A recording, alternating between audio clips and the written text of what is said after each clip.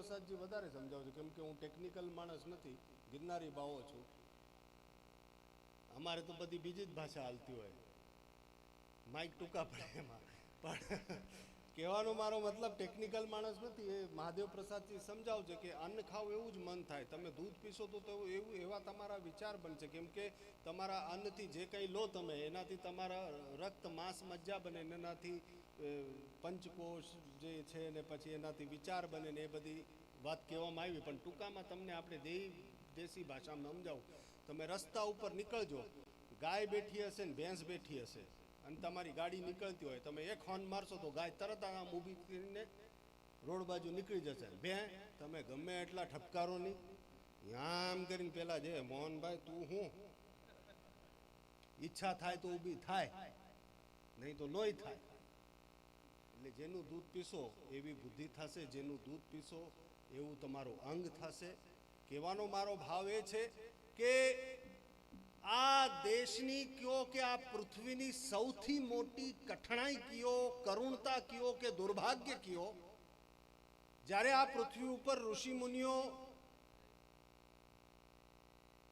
આ પૃથ્વીનું રહસ્ય શોધવા માટે અંદર ગયા અને બ્રહ્માંડ સાથે જ્યારે જોડાયા, ત્યારે એમને ખબર પડી કે આ વિશ્વના અંદર પ્રકૃતિમાંથી જે જન્મ લે છે એવા જીવ છે જે એના સાથે રહીને અથવા તો એનું દૂધ લઈને પ્રાશન કરવામાં આવે તો જીવન ધન્ય થઈ શકે છે, જીવન સારું થઈ શકે છે, જીવન સ્વસ્થ થઈ શકે છે, બુદ્ધિશાળી થઈ શકે છે. તો આવું કયું પ્રાણી છે? તો એ ગાય, જેને આપણે ગૌ માતા કહીએ છીએ, એ શોધીને કાઢી, જેને કામધેનુ કહીએ છીએ. અને એ શોધીને કાઢ્યા પછી જ્યાર સુધી શ્રદ્ધા નહીં લાગે એની સાથે, શ્રદ્ધાનો જન્મ નહીં થાય, ત્યાર સુધી એને આપણે એ મા તરીકે નહીં જોશું. એટલે એને ગૌ માતા કહેવામાં આવે. એ ઋષિ મુનિઓ દ્વારા એને દેવતાનું સ્થાન આપવામાં આવ્યું કે 33 કોટી દેવતાઓ એના અંદર વસી રહ્યા છે. જેથી કરીને આ માનવ સમાજ કદાચ વૈજ્ઞાનિક રીતે વિચારે તો એને સમજી શકાય, પણ વૈજ્ઞાનિક રીતે ના વિચારે તો કદાચ શ્રદ્ધાથી પણ માને તો પણ એનું ભલું થઈ જશે. એટલે 33 કોટી દેવતાઓ એના અંદર વસે છે. એ પણ વાત આપણાને સમજાવવામાં આવી. ગમે તેમ રીતે વૈજ્ઞાનિક રીતે કે ધાર્મિક રીતે ગાયની સેવા થાય અને ગાયને આ માનવ સમાજ, હું જાતિવાદની વાત નથી કરતો, માનવ સમાજની વાત કરું છું, કે માનવ સમાજ જો ગૌ સેવા કરશે તો સમાજનું કલ્યાણ થશે. એ હેતુથી એને કામધેનુ કહેવામાં આવી, એને ગૌ માતા કહેવામાં આવી. પણ સૌથી મોટી કઠણાઈ અને દુર્ભાગ્ય આ માનવ સમાજ એ કરી ન શક્યું. શું ન કરી શક્યું? કે જે ગૌ માતા માનવ સમાજની કલ્યાણદાતા છે, કલ્યાણમયી છે, એને ફક્ત હિન્દુ સમાજ સાથે આપણે જોડી દીધી. એ અન્ય બાકી બધા જે સંપ્રદાયો છે એના સાથે એ જોડી ન શક્યા એને. અને હજી સુધી એ મહત્વ શું છે એનું, એ આપણે પહોંચાડવામાં ક્યાંક ઓછા પડી રહ્યા છે. કેમ કે ગાયનું દૂધ હિન્દુ પીવે તોય એ જ ગુણ આપશે, મુસલમાન પીવે તોય એ જ ગુણ આપશે, ક્રિશ્ચન પીવે તોય એ જ ગુણ આપશે, અને પારસી પીવે કે શીખ પીવે તોય એ જ ગુણ આપવાનું. એ તો ગૌ માતા છે. ગંગાજળ છે એ કોઈ પણ એના અંદર સ્નાન કરે તો બધાના પાપ ધોવાય, એનું પ્રાશન કરે તો બધા જ પવિત્ર થાય. તો આપણા સનાતનની વાત જ્યારે આવે, સનાતનની વાત જ્યારે કહીએ, ત્યારે ગૌ માતા છે આખા વિશ્વમાં માનવ સમાજની કલ્યાણદાતા થઈ શકે છે. એની મહત્તા સમજીને સંતો મહંતો એના માટે કપાઈ ગયા. માલધારી સમાજ એના માટે કેટલું મથ્યો છે. અને આજના તારીખમાં પણ તમે બધા પોતાનો સમય કાઢીને ગૌશાળા ચલાવી રહ્યા છો એના જ માટે કે જેમ તેમ કરીને આ ગૌધન બચાવી શકીએ, જેથી કરીને આ પૃથ્વીનું કલ્યાણ થાય. પૃથ્વીનું કલ્યાણ શું? હવે ઘણી વખત કીધું કે ગાય ઘરમાં હોય તો લક્ષ્મીજી આવે, એટલે તરત તમે ગાય રાખો ને મર્સિડીઝમાંથી લક્ષ્મીજી ઉતરી ન કે લે બેટા 3 કરોડ. તમે પૈસા ક્યાંથી કમાવશો? અહીંથી કમાવશો. ક્યાંથી? મગજથી. સાચી વાત ખોટી વાત? પૈસા કમાવાના ક્યાં આઈડિયા આવે તમને? બધા વિચાર ક્યાં આવે? અહીંયા. એ ઠીક હોય. હું પેલા બેલ્જિયમમાં ગયો તો મહારાજ, એન્ટવર્પમાં, તો એક બહુ મોટા ડાયમંડના વ્યાપારી છે, રોઝી બ્લુ કંપનીના માલિક, એના ઘરે હું ગયો, યોગીજી મહારાજ મેં બી યોગ થોડા શીખાતા હતા, તો હું ત્યાં ગયો તો એના જે ઘરવાળા છે ને એ મને કે બાપુ વજન કેમ ઉતારવું, ત્યારે બહુ ચાલતું હતું રામદેવ બાબાજીનું ફૂં ફૂં ચાલતું હતું ને, એમાં એ વજન ઉતરાવી નાખવું ને એવું. તો મને કે વજન ઉતારવા માટે શું કરવું? મેં કીધું દેવી તમે આ પૃથ્વી ઉપર 50 કિલોના હો, 60 કિલોના હો, 100 કિલોના હો કે 150 કિલોના હો, એનાથી કાંઈ ફરક પડતો નથી, ઉપરનું 2.5 કિલો સરખું હોવું જોઈએ. આ જો ઉપરનું 2.5 કિલો સરખું રહે તો બાકી બધું સરખું રહે.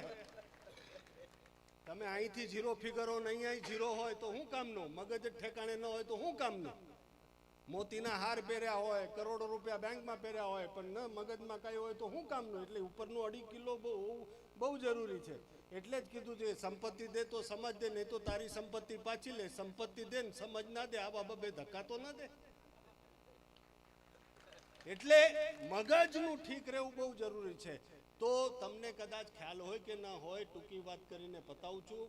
ગાયના દૂધમાં સુવર્ણનો અંશ હોય છે, અને તમને ખબર હશે કે નહીં હોય, મહાદેવ પ્રસાદજી આ બધું સમજાવશે. હું એમને પ્રાર્થના કરું છું કે આવી બધી વાતો તમે સમજાવજો કે ગાયના દૂધમાં સુવર્ણનો અંશ હોય, અને સુવર્ણનો અંશ જ્યારે તમારા શરીરમાં જાય ત્યારે આપણા શરીરના અંદર 2 કણ હોય છે, શ્વેત કણ અને લાલ રક્તકણ, બરાબર, જેને રેડ સેલ અને વ્હાઇટ સેલ કહેવાય. વ્હાઇટ સેલ છે એ રોગ પ્રતિકારક શક્તિને વધારતા હોય. કોઈ પણ એવી અસામાજિક તત્વ શરીરમાં ઘૂસે એટલે એને તરત જ લડાઈમાં તૈયાર થઈ જાય, જેને વ્હાઇટ સેલ કહેવાય. અને રેડ સેલ જે છે એનું કામ છે તમારા શરીરમાં ઓક્સિજનનું રિપ્રોડક્શન કરવાનું, ઓક્સિજનનું, જેનાથી આ બધું તંત્ર ચાલતું હોય, અને મગજ સુધી પહોંચાડવાનું કામ એ રેડ સેલનું છે સાહેબ. તો જ્યારે તમે ગાયનું દૂધ પીવો ત્યારે તમારા લાલ રક્તકણને ઓક્સિજન આપવાનું કામ છે તમારું આ સુવર્ણના લીધે થાય. સુવર્ણના લીધે લાલ રક્તકણ વધે, અને જેટલા લાલ રક્તકણ વધશે એટલું તમારા મગજ સુધી ઓક્સિજન પહોંચાડવાનું કામ આ દૂધ કરી શકે છે. તો એટલે ઉપરનું 2.5 કિલો ઠીક રાખવું હોય ને ભાઈ બહેનો, તો ગાયનું દૂધ પીવું જોઈએ. ને ગાયનું દૂધ ત્યારે જ પી શકો જ્યારે ગાય બચશે. ગાય ક્યારે બચશે? જ્યારે આખો સમાજ, આખો દેશ સાથે મળીને એ ગૌ સેવાનું અભિયાન ચલાવશે ત્યારે જ બચશે. અને સૌથી પહેલા માર્કેટની વાત કરીએ ને, કે ડિમાન્ડ ન હોય ને એટલે ક્રેડિટ ઘટી જ જાય. એ ડિમાન્ડ ઊભી થવી બહુ જરૂરી છે. અને ડિમાન્ડ ક્યારે ઊભી થાય? કાં તો માર્કેટિંગથી, કાં સમજમાં આવે તો. અને આ બેયની જરૂર છે, સમજની પણ જરૂર છે ને માર્કેટિંગની પણ જરૂર છે. કે ગાયથી શું થઈ શકે એની માર્કેટિંગ પણ એવી થવી જોઈએ, અને સમજ પણ હોવી જોઈએ કે ગાયથી શું થઈ શકે છે.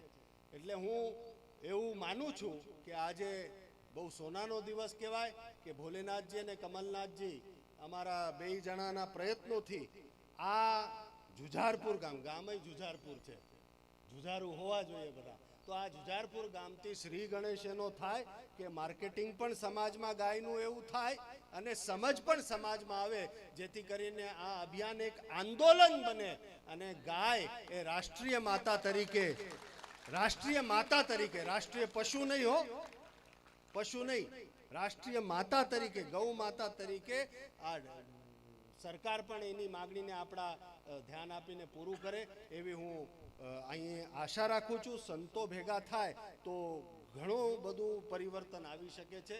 ભેગા થવા બહુ જરૂરી છે. એક તો અમારા બાવામાં બહુ ડખા હોય, એટલે ભેગા થઈએ. એટલે હું પેલું જ કહું છું કે સનાતનને ધ્યાનમાં રાખશો ને તો બધા ભેગા થઈશું, પરંપરાને ધ્યાનમાં રાખશો ને તો ક્યારેય ભેગા નહીં થઈએ.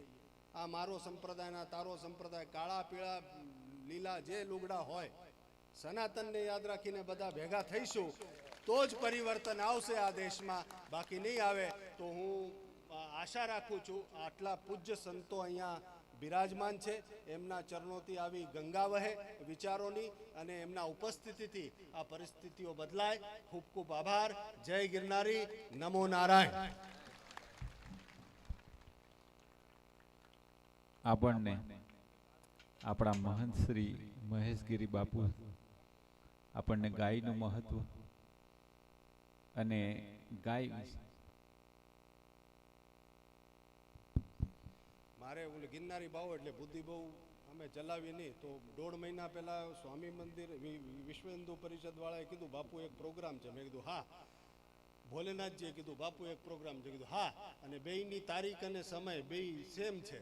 એટલે 5થી હાથ જુનાગઢમાં છે ને અહીંયા 4થી હાથ અહીંયા છે. એટલે મેં કીધું આ ડખો થઈ ગયો ભોલેનાથ, મને જરાક પહેલાં બોલાવીને ભગાડી દેજો એટલે ત્યાંય પહોંચી જાઉં. હવે જોઈએ ત્યાં પૂછડામાં પહોંચી જાય તો. જય ગિરનારી, નમો નારાયણ. એટલે ક્ષમા માગું છું.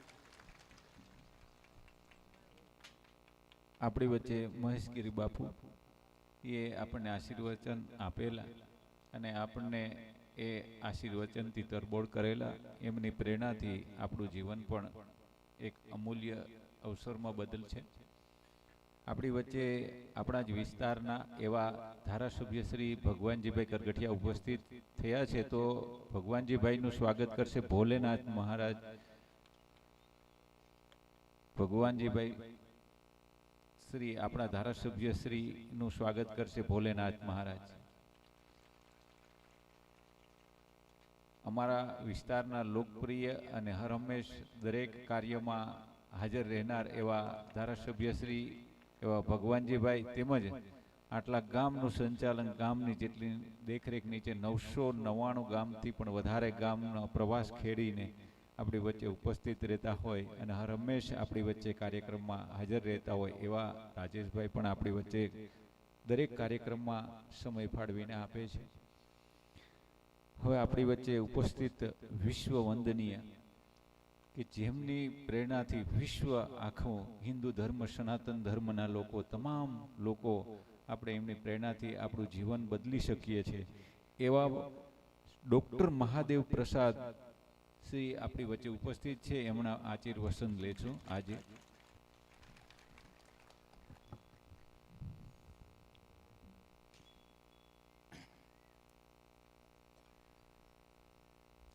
યમ વૈદિકા મંત્રદૃશઃ પુરાણમ ઇન્દ્રમ યમમ માતરિશ્વા નમાહું વેદાંતિનો નિર્વચનીયમેકમ યમ બ્રહ્મ શબ્દેન વિનિર્દશંતિ. નમઃ સભાભ્યઃ સભાપતિભ્યશ્ચ. સભામ સરસ્વતીમ નવમી. આપ સૌને પ્રણામ. ખાસ વિશેષ રીતે ગૌ સેવા એકતા અભિયાન સમારોહના પ્રણેતા એવા બંને નાથજીને, ભોલેનાથજી અને કમલનાથજી, બે નાથજી છે એટલે બે નાથજીને પ્રણામ. એમની સાથે યોગીજી આપણી વચ્ચે છે, યોગીજીને પ્રણામ. એની સાથે આપણી સાથે હરિઓમાનંદ સ્વામીજી ઉપસ્થિત છે, આપણા લોકપ્રિય સાંસદ રાજેશભાઈ ચુડાસમા અને અહીંના ધારાસભ્ય ભગવાનભાઈ, ભુવાતાશ્રી, પૂજારીશ્રી અને આપ સૌ ઉપસ્થિત ભાવિક ભક્તો. મને બે વાત ચોક્કસ મારે કરવી છે. એક, આપણે એમ થાય કે આ ભોલેનાથજીએ ગૌ સેવા એકતા અભિયાન જુજારપુરમાં શા માટે કર્યું? તો કદાચ મને એવું લાગે કે જુજારપુર એક એવું ગામ છે કે જ્યાં સાક્ષાત મોમાઈ બિરાજે છે, સાક્ષાત ભગવતી બિરાજે છે. અને મેં પૂર્વમાં એક કોઈ કથામાં જુજારપુરનો ઉલ્લેખ કર્યો છે મોમાઈ માતાજીના સ્થાનનો. એટલે એવું છે ને, આ ગામની વિશેષતા યોગીજી એ છે, હરિઓમાનંદજી, આમની વિશેષતા એ છે કે આ ગામ એટલે બહુ પ્રસિદ્ધ ચોપાઈ છે, તમને તો ખ્યાલ હશે. ઢોલ ગવાર શુદ્ર પશુ નારી સકલ તાડના કે અધિકારી. આ સુંદરકાંડમાં ચોપાઈ આવે.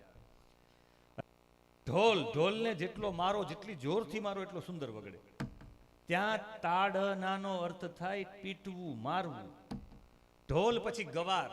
ગવારનો મતલબ એવું નહીં સમજવાનું કે અભણ. ગવારનો મતલબ થાય અશિક્ષિત. શેમાં? જે અધિકારી, આનો મતલબ થાય તાળણના અધિકારી. ત્યાં તાળણનો મતલબ થાય, અવધી ભાષામાં એવું કહેવામાં આવે, તાકતે રહીયો, જોતા રહેજો. મને તમે દૂધપાક સોંપીને જાઓ કે દૂધપાક હલાવી રાખજો, મારામાં બુદ્ધિ ન હોય, હું એ દૂધપાક બનાવવાની બાબતમાં હું અશિક્ષિત છું, હું ગવાર છું, તો મારી ઉપર ધ્યાન રાખવું પડે. બાકી દૂધપાક બેહાડી દઉં, હલાવવું નહીં તો બેસી જાય દૂધપાક. એના માટે તમારે કોઈ પણ વ્યક્તિ છે ને તમે કામ સોંપો, તમારે જોતું રહેવું પડે. કોઈ તમારી પાસે નવો ગાડી શીખેલો વ્યક્તિ હોય તો તમારે જોવું પડે, ક્લચ કરે છે, ગેર પાડે છે, નહીં, આમ ઇન્ડિકેટર આમ કર, આમ કર. એ તમારે જોતું રહેવું પડે. ત્યાં તાડનાનો મતલબ થાય જોતું રહેવું પડે. જે અશિક્ષિત છે, જેને જે વસ્તુમાં જ્ઞાન નથી, એવા વ્યક્તિને એ કામ સોંપો તો તમે તાડના કે અધિકારી તમારે જોતું રહેવું પડે. ઢોલ ગવાર શુદ્ર, આપણે શુદ્રની વ્યાખ્યા એવી સમજીએ કે કોઈ એક વર્ગ, પણ એક વર્ગની વાત નથી. શુદ્રનો મતલબ થાય, શંકરાચાર્યજી કહે શુચા દ્રવતી ઇતિ શુદ્ર. શુચા દ્રવતીનો મતલબ થાય પવિત્રતા જોઈને જે દ્રવિત થઈ જાય, એકદમ કોમળ વ્યક્તિ, જે કરુણાને વશ હોય. કોઈ પણ કોઈના ઓલામાં કરુણા વાળો વ્યક્તિ, કોઈની પણ આમ દુઃખ જોઈ તો એની આંખમાંથી પાણી પડી જાય, એવો વ્યક્તિને શુદ્ર કહેવામાં આવ્યો છે. અને એ સેવા એ જ કરી શકે જેના હૃદયમાં કરુણા હોય. સેવાનો ભાવ એમને ન થાય, જેના હૃદયમાં કરુણા હોય સેવા કરી શકે. તમારા જીવનમાં કરુણા જ નથી, પ્રાય પુરુષ કરતા સ્ત્રી વધારે કરી શકે સેવા. એની પાછળનું કારણ છે કે એની અંદર કરુણા હોય છે. લગ્ન સમયે વરરાજા કન્યાનો હાથ પકડે, હાથ પકડીને એને ઉત્તર દિશામાં લઈ જાય. ઉત્તર દિશામાં ઈશાન ખૂણામાં એક પથ્થર હોય, એને કહેવામાં આવે અશ્મારોહણ. અશ્મ એટલે પથ્થર, આરોહણ એટલે ઓળંગવું. પથ્થરને ઓળંગવું એટલે એમ ચાલે. પછી એમાં ખાલી કન્યાએ જ પારસ્કર ગુહ્ય સૂત્ર અને ગોભીલ ગુહ્ય સૂત્રમાં એવું કહેવામાં આવ્યું છે કે તમારા જમણા પગનો અંગૂઠો તમે પથ્થરને આમ અડાડો ને દબાવો ને, તમારું મન દ્રઢ થશે. તમે અનુભવ કરજો, બેઠા છો આમ છે દબાવો જમણા પગનો અંગૂઠો આમ જમીનમાં, તત્કાલ મન દ્રઢ થશે. હંમેશા દીકરી હોય, સ્ત્રી હોય કે કન્યા હોય, હૃદયથી એકદમ કોમળ હોય. નવા જીવનમાં એ પ્રવેશ કરવા જાય છે ત્યારે એને દ્રઢ બનવાની જરૂરિયાત છે, એટલે પગનો અંગૂઠો એને દબાવવો પડે. મારી દ્રષ્ટિએ અત્યારે પુરુષોએ દબાવવો જોઈએ, એ બહુ ઢીલા પોચા છે. એટલે લગ્નમાં ઓલો ખેતલિયો નથી, એ અશ્મારોહણ છે. તમારે પગનો અંગૂઠો દબાવવો જ પડે તો દ્રઢ થાય. આપણે એ દ્રઢ થવા માટે જે સેવા કરવા વાળો વ્યક્તિ છે, એ સેવા કરવા વાળો વ્યક્તિ દ્રઢ થવો જોઈએ. આ આખો સમારંભ છે એ બીજા કોઈ માટે નહીં, પણ સેવા કરવા વાળો વ્યક્તિ દ્રઢ બને, કોઈ એની સેવા પ્રત્યે કૃતજ્ઞતા અર્પણ કરે, આવો વિચાર ભોલેનાથને આવ્યો છે. આ વિચારને કોઈ સામાન્ય વિચાર ન કહેવાય. આ વિચાર કોઈ સામાન્ય વિચાર એવા માટે નથી કે કોઈ સેવા કરતા હોય એવા વ્યક્તિને સન્માન કરવું. ભોલેનાથ 2000 જેટલા ગૌ સેવકોનું સન્માન કરવા જઈ રહ્યા છે. આ મોટો કાર્યક્રમ કરીને આ કાર્યક્રમ પ્રત્યેનો ભાવ એનો એટલો જ છે કે જે સેવા કરે એની કદર થવી જોઈએ સમાજમાં. લોકો આજે કદર કોની કરે છે કે જે મોટા મોટા વ્યક્તિઓ છે એની કદર કરે છે, એના સન્માન સમારોહ હોય છે. જે ભણે છે, જે નોકરી મેળવે છે, એના સન્માન સમારોહ હોય છે. પણ જેણે ગાય માટે કંઈક કર્યું હોય, જેણે ગાયો પ્રત્યે પોતાનો સૌથી મોટો સમૂલ્ય પોતાના શ્વાસ આપ્યા છે, એના પ્રત્યે કમસે કમ અમે 3 કલાક તો શ્વાસ આપીએ, બીજું કોઈ કારણ નહીં. 3 કલાક શ્વાસ આપીએ. અને ભોલેનાથજીના જીવનમાં હું વર્ષોથી જ ભોલેનાથજી સાથે પરિચિત છું. પૂજ્ય કાશ્મીરી બાપુને ત્યાં હતા ત્યારથી લઈને ભોલેનાથ, અમે તો એવું માનીએ છીએ કે ભોલેનાથ આપણા આખા આ જુનાગઢ અને આખા સોરઠ વિસ્તારનું એક ગૌરવ એવા માટે છે કે એને વારંવાર ગાયોની ચિંતા થાય છે. વારંવાર, ખાલી એક ગૌશાળા નહીં. મને એ કહેતા હોય કે મહાદેવભાઈ, કથામાં તમને વિનંતી છે તમે બોલો કે ગૌશાળા નહીં, ગૌ મંદિર છે, એની અંદર અમારી મા બિરાજે છે. જેમ મંદિરમાં મૂર્તિ હોય એમ ગૌશાળા છે એ ગૌ મંદિર છે, ને એમાં ગાય છે એ સાક્ષાત ભગવતી છે, સાક્ષાત જગદંબા છે. અને આ વ્યક્તિ આજે ગૌશાળા એમની ચાલે છે, ત્યાં ગૌ મંદિર, એ ગૌ મંદિર ચાલે તો ગાયોની એની રખાવટ, ગાયોની એમની સેવા, અહીંયા બધામાં ભોલેનાથથી અહીંયા ગૌશાળામાં. મને એવું લાગે કે કોઈને કોઈ કામ માટે જન્મ લીધો હોય, હું એવું માનું છું કે ભોલેનાથનો આ જન્મ ગૌ સેવા માટે છે. બાકી એ કેદારનાથમાં ઘણો સમય રહ્યા છે. એમના ગુરુજી બ્રહ્મચારી બાપુ, આપણે તમને કહીશ તો આપને નવાઈ લાગશે, પણ ભોલેનાથના એ બ્રહ્મચારી ગુરુજી કેદારનાથમાં એટલા બધા સિદ્ધ પુરુષ હતા કે એમણે ભોલેનાથને આશીર્વાદ આપ્યા. એ તો કહી દેતા આજે ભોલેનાથ, પણ તમે શું જમીન આવ્યા છીએ ભોલેનાથજી કહી દે. ક્યારેક અનુભવ કરવો હોય તો કરજો. અમને તો મુકેશભાઈને અમને 500 અનુભવ છે આવા. એટલે એવા અનુભવના કારણે કહીએ છીએ કે તમે જેનું શાક જમીન આવ્યો એ ભોલેનાથ કહી દે. પણ એને એવું જાહેરમાં આવીને એવું કરીને એવું કરવું નથી. એને ભેખ જ લીધો છે ગાય માટે, બાકી એવા સમર્થ છે. બીજી એના જીવનનો ધ્યેય જ છે કે બસ ગાયો માટે શું થાય. એના જીવનના 2 સંકલ્પો, એક ગાય અને બ્રાહ્મણ માટે શું થાય, એના માટે આ વ્યક્તિએ ભેખ લીધો છે. એટલે મને એમ થાય કે એમનો કાર્યક્રમ હોય ઢોલ ગવાર શુદ્ર, શુદ્રનો મતલબ થાય કરુણાવાળો. જે કરુણાવાળો વ્યક્તિ છે એ દ્રઢ બનવો જોઈએ. કરુણાવાળો સેવા કરી શકે. પુરુષ જેટલી સેવા ન કરી શકે એટલી સ્ત્રી કરી શકે. એનો મતલબ સ્ત્રીની અંદર કરુણા છે. સેવા કરુણાથી થાય. અંદર કરુણા ઉત્પન્ન થાય તો સેવા કરી શકો. બાકી ધરારથી તમને હું જોર દઈને કરું તો તમે કેટલું કરો? લાંબા સમય સુધી એ જ સેવા કરે જેના હૃદયમાં કરુણા વહે. અને કરુણા વહતી હોય, કરુણા શુદ્રનો મતલબ થાય સેવા કરવા વાળો વ્યક્તિ જેના હૃદયમાં કરુણા વખતે એને ત્યાં તાડના કે અધિકારી જે કહેવામાં આવ્યું છે બીજું કોઈ નથી. ત્યાં તાડનાનો મતલબ છે એને દ્રઢ કરવો જોઈએ. વાં જોતું રહેવું જોઈએ એમ અર્થ છે. વાં મારવું એવો અર્થ છે. અહીંયા એ લોકોને દ્રઢ બનાવવા જોઈએ. એવા સેવા કરવા વાળાને દ્રઢ કરાવવા માટે આ ગૌ સેવા એકતા અભિયાન સમારોહ છે. એના પછી ચોથું છે ઢોલ ગવાર શુદ્ર પશુ. હવે પશુની જ્યારે વાત આવે ત્યારે બધા એમ કે પશુ છે એ તાડના કે અધિકારી, મારવાના અધિકારી છે ને મારવાના અધિકારી નથી. ત્યાં તાડનાનો અર્થ થાય અત્યંત અધિક સ્નેહ. પશુઓને અત્યંત અધિક સ્નેહ આપો તો જ પશુ તમને ઓળખે. મને હમણાં એક જગ્યાએ કથા હતી. એ કથામાં મને કીધું કે તમે ઘોડા ઉપર સવાર થાઓ. પોથી યાત્રા હતી. મેં કીધું ભાઈ ઘોડામાં આપણું કામ નહીં. કે ભાઈ કે કંઈ ન થાય. મેં કીધું ના ના કંઈ થાય શું નહીં. મેં કોઈ દી ઘોડો જોયો નથી. ઘોડાને મેં કોઈ દી હાથ ફેરવ્યો નથી. ઘોડાની બાજુમાં હું કોઈ દી ગયો નથી. હું નથી ગયો એટલે મને ઘોડા પ્રત્યે પ્રેમ નથી. ઘોડા પ્રત્યે મને પ્રેમ નથી એટલે સ્વાભાવિક ઘોડાને પણ મારા પ્રત્યે ન હોય. તમે જે પશુને પ્રેમ કરો ને એ તમે તમારા ઘરે ગાય રાખી હોય ને તમે ગાયને પ્રેમ કરો, હાથ ફેરવો, રોજ ગાયને કંઈ ને કંઈક ખવડાવો, ગાય પ્રત્યે સ્નેહ રાખો. પછી આખા ગામમાં નહીં બીજા ગામમાં પણ કોઈની પણ ગાય હોય માથા ગમે એવી મારતી હોય પણ તમે ત્યાં જઈને ઉભા રહ્યું તો ગાય શાંત થઈ જાય. આ અત્યંત અધિક સ્નેહની નિશાની છે.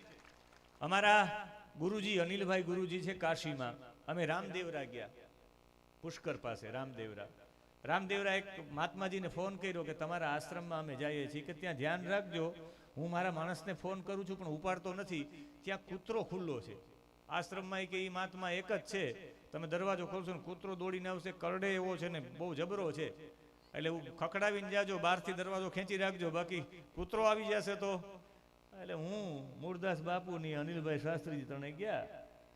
એટલે મૂળદાસ બાપુ કે ભાઈ આપણે તો કૂતરો છે એટલે આપણે વાહે વયા જાય.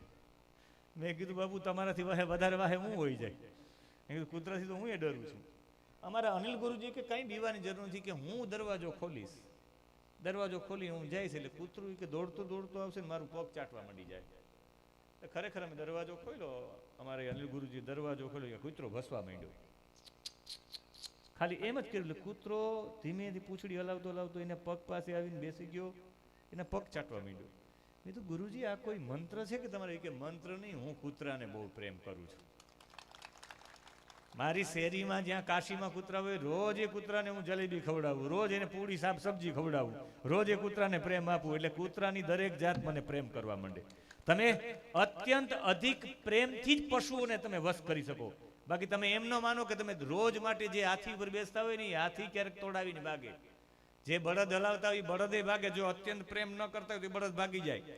અત્યંત પ્રેમ કરતા હોય તો બળદ તમે જે દિવસે ન જાઓ તો ગાય તમારા માટે રડે. ભગવાન કૃષ્ણએ એક લગ્ન કર્યા હતા સત્યા સાથે. નાગનજીતી કૌશલ દેશનો રાજા હતો, એની પત્ની સાથે, એની દીકરી સાથે. એને શરત રાખી 7 સાંઢડા રાખવાના, એક દોરીથી જે નાથી લે એને મારી દીકરી પરણાવું. આપણે એમ થાય કે આવી શરત રાખવાની શું જરૂરિયાત છે? પણ સત્યા એની દીકરી, સત્યા જેને આપણે નાગનજીતી કહીએ, એ નાગનજીતી ગાયોને એટલો બધો પ્રેમ કરતી કે ગાયો એના વિના રહી ન શકે ને એ ગાયો વિના ન રહી શકે.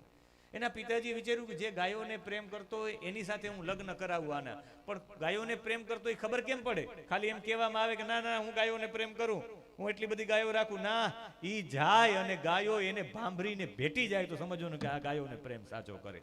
ઈ ન જાય એ દિવસે ગાયોની આંખમાંથી પાણી પડે તો સમજવાનું કે આ ગાયોને પ્રેમ કરે છે. કૃષ્ણએ એ સ્પર્ધામાં ભાગ લીધી.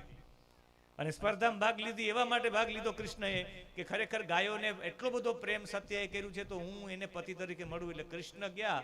જે બીજા બધા મેદાનમાં હતા તો ઓલા સાંઢ એને માથું મારીને મેદાનની બહાર ફેંકી દેતા. ઓલી રમત નથી આવતી લાલ કપડું આમ રાખે ને આમ કરે ને પછી સાંઢ છૂટે ને પછી એવો માથું મારે કે બહાર નીકળી જાય.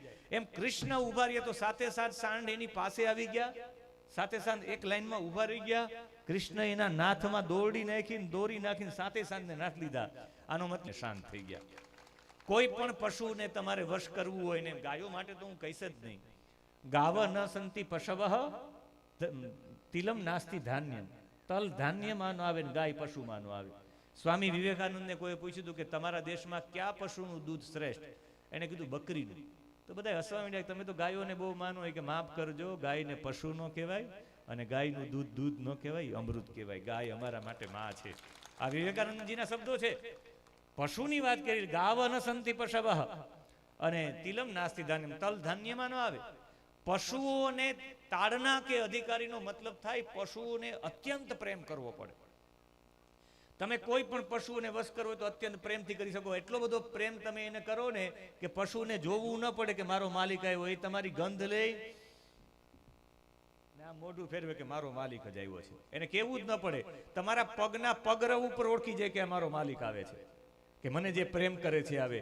એટલો બધો અત્યંત પ્રેમથી જે પશુઓની ઓળખ, પશુ સાથે તાડના કે અધિકારી, અત્યંત સ્નેહના અધિકારી છે પશુ. આજે તમે એવું માનો છો કે સર્કસની અંદર હાથી ને સિંહ ને એ બધાને મારી મારીને, ના, જે સર્કસનો રિંગ માસ્ટર હોય ને એને અત્યંત પ્રેમ કરતો હોય. જેટલા લોકો પશુઓ સકરબાગમાં છે, એ સકરબાગમાં પણ જે પશુઓને અત્યંત પ્રેમ કરતો હોય, એ રિંગ માસ્ટર પ્રત્યે પશુને પણ એટલો પ્રેમ હોય. જે ખાલી પશુ સાથે પ્રેમ ન કરતો ને ખાલી ઔપચારિકતા કરતો હોય, એને ક્યારેક પંજો મારી દીધો હોય, કંઈક મારી દીધો હોય, એવો બનાવ પણ બન્યો હોય.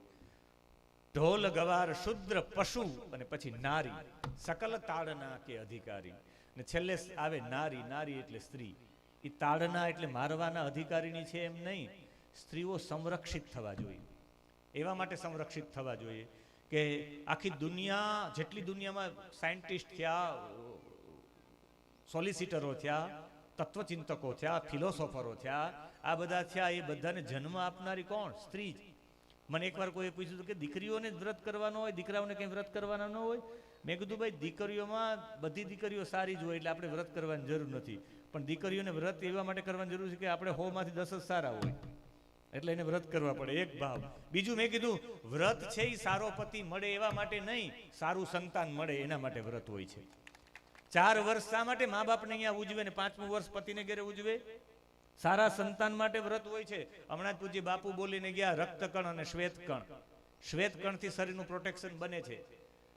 દિલાવર નામની પ્રયોગશાળા છે ઓક્સફોર્ડ યુનિવર્સિટીમાં. એનો મત એવો છે કે તમે અડધો કલાક સુધી સાત્વિક વાતાવરણમાં રહો તો તમારા અડધો કલાકમાં 1500 થી વધારે શ્વેતકણો વધી જાય છે. સાત્વિક વાતાવરણમાં રહ્યો તો. ને આ દુનિયામાં સૌથી સાત્વિકમાં સાત્વિક વાતાવરણ, કોઈ દુનિયાનું કોઈ સાત્વિક વાતાવરણ હોય તો એ ફક્ત ને ફક્ત ગાયોના રહેવાનું સ્થાન સૌથી મોટું સાત્વિક છે. અહીંયા પાલખડા ગામ છે પોરબંદર પાસે. પોરબંદર પાસે પાલખડા ગામમાં ગાયોની બહુ સેવા થાય છે. ડાબા હાથ ઉપર એક આશ્રમ આવે છે.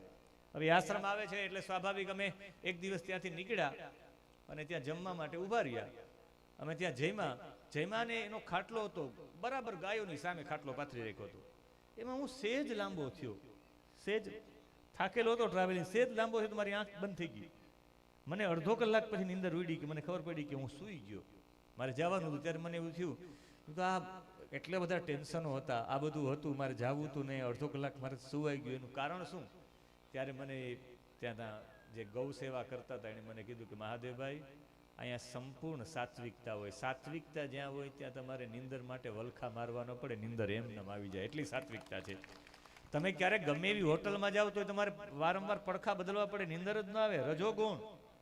અને એમાંય તમે કોઈ સાથે ઝઘડો કરી લ્યો, ગાળા ગાડી થઈ ગયા હોય તો રાત્રે ગમે ત્યાં બેઠા હોય નીંદર ન આવે, તમો ગુણ. સત્વગુણની આ તાકાત છે, નીંદર આવી જાય. ભવિષ્યમાં ગુણવત્તા લોકોને સુધારવી પડશે ને તો વિદેશના લોકોને પણ ભારતની ગૌશાળાઓમાં ચક્કરો મારવા પડશે, નીંદર સુધારવી હોય તો. એ નીંદર સુધારવી હોય તો એટલે વાત છે નારી. નારી સંરક્ષિત થવી જોઈએ. નારી જો વ્રતો કરનારી હશે, સાત્વિક ગુણમાં રહેનારી હશે તો એ એક બાળકને જન્મ આપશે અને એ બાળક જેટલો વર્ગમાં નહીં શીખે એટલો જ બાળક ગર્ભમાં શીખી જશે. એટલે નારી સંરક્ષિત થવી જોઈએ, સાત્વિક ગુણમાં રહેવી જોઈએ. એટલે ઢોલ ગવાર શુદ્ર પશુ નારી સકલ તાડના કે અધિકારી, બધાના અર્થ અલગ અલગ થાય છે.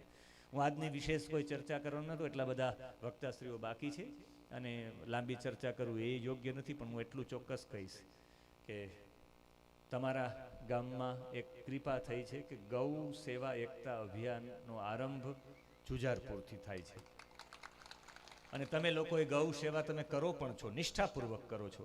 જેવી રીતે મહેશગીરી બાપુએ કીધું કે હું ચોક્કસ કહું કે કદાચ બધા ગામોમાં રાજેશભાઈ પહોંચી ન શકે, પણ એના નિષ્ઠામાં લેશ માત્રનો ફરક નથી. એમ તમારી ગૌ સેવામાં લેશ માત્રનો, એમાં નિષ્ઠામાં લેશ માત્ર ફરક નથી. ભોલેનાથજીની ગૌશાળા ક્યારેક આમ પૂછતા હોય ક્યાંથી હોય, તો કે જુજારપુરથી. ક્યાંકથી, તો કે ચોરવાડથી.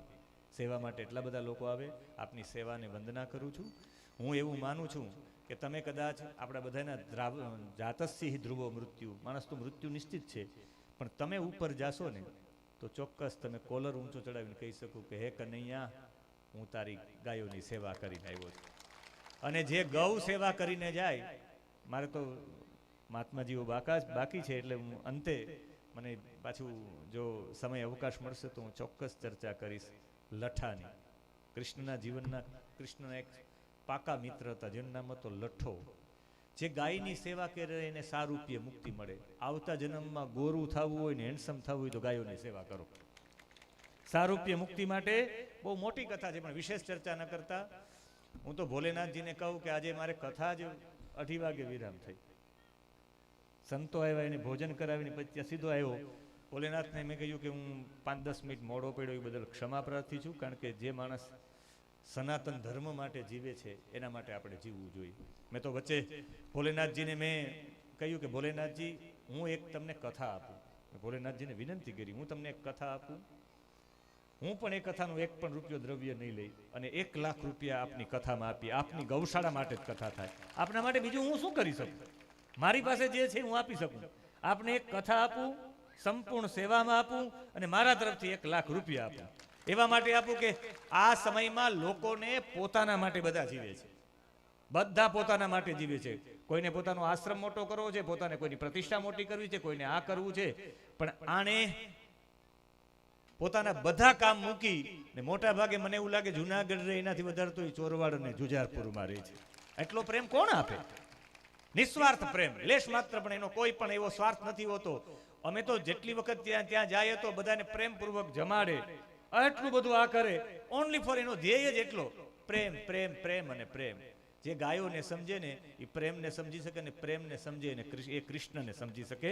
તો એવા ભોલેનાથના ચરણોમાં વારંવાર વંદના સાથે ભોલેનાથને કહું છું, આદેશ કરજો, હું કથા માટે તૈયાર છું. તમે કહો આ જગ્યાએ આ સમયે તમારા માટે સેવામાં તૈયાર છે. જય ભોલેનાથ, જય ગૌ માતા. ખૂબ ખૂબ આભાર.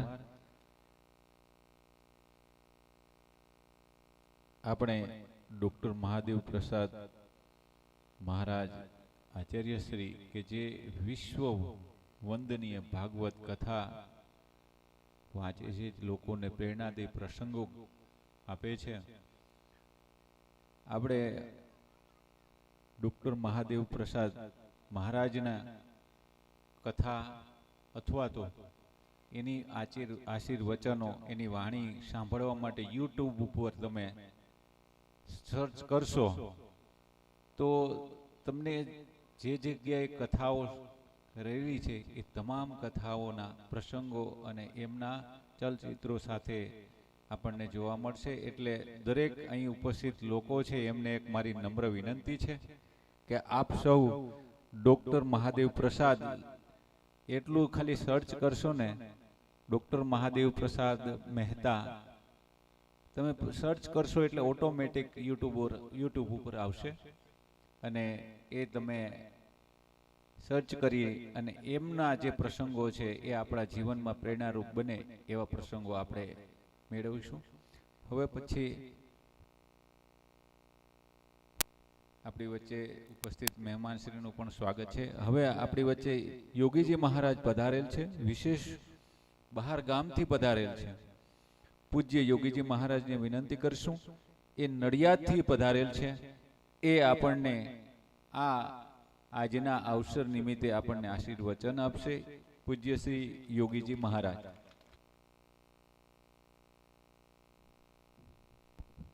હિન્દીમાં બોલશે પણ બધા સમજી જશે, કારણ કે હિન્દી ઉપર બધાનું પકડ સાંભળવામાં છે, બોલવામાં તકલીફ છે. बहुत बहुत धन्यवाद. गुजराती में वैसे भी शब्दों आगड़ पाछड़ थता, आपने हिंदी की अनुमति आती, आपका धन्यवाद. ध्यान मूलम गुरु मूर्ति, पूजा मूलम गुरु पदम, मंत्र मूलम गुरु वाक्यम, मोक्ष मूलम गुरु कृपा.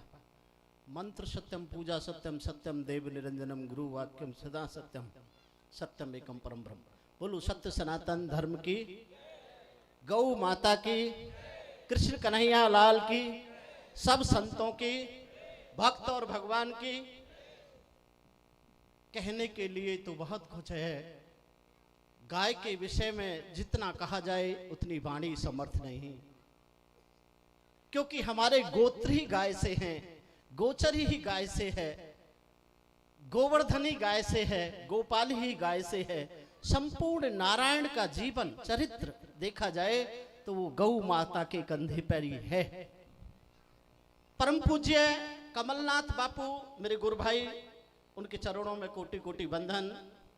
परम पूज्य भोलेनाथ बापू और आचार्य श्री मेहता जी, हमारे नरसिंह मेहता, और उसके बाद में कुछ दिव्य आचार्य का मतलब हमारी संस्कृति में होता है जो सत्य गुणों को आचरण में उतारे, अपने उतार के फिर समाज को उसके योग्य बनाए और उनके आचरण में उतारे, उसको हम आचार्य कहते हैं।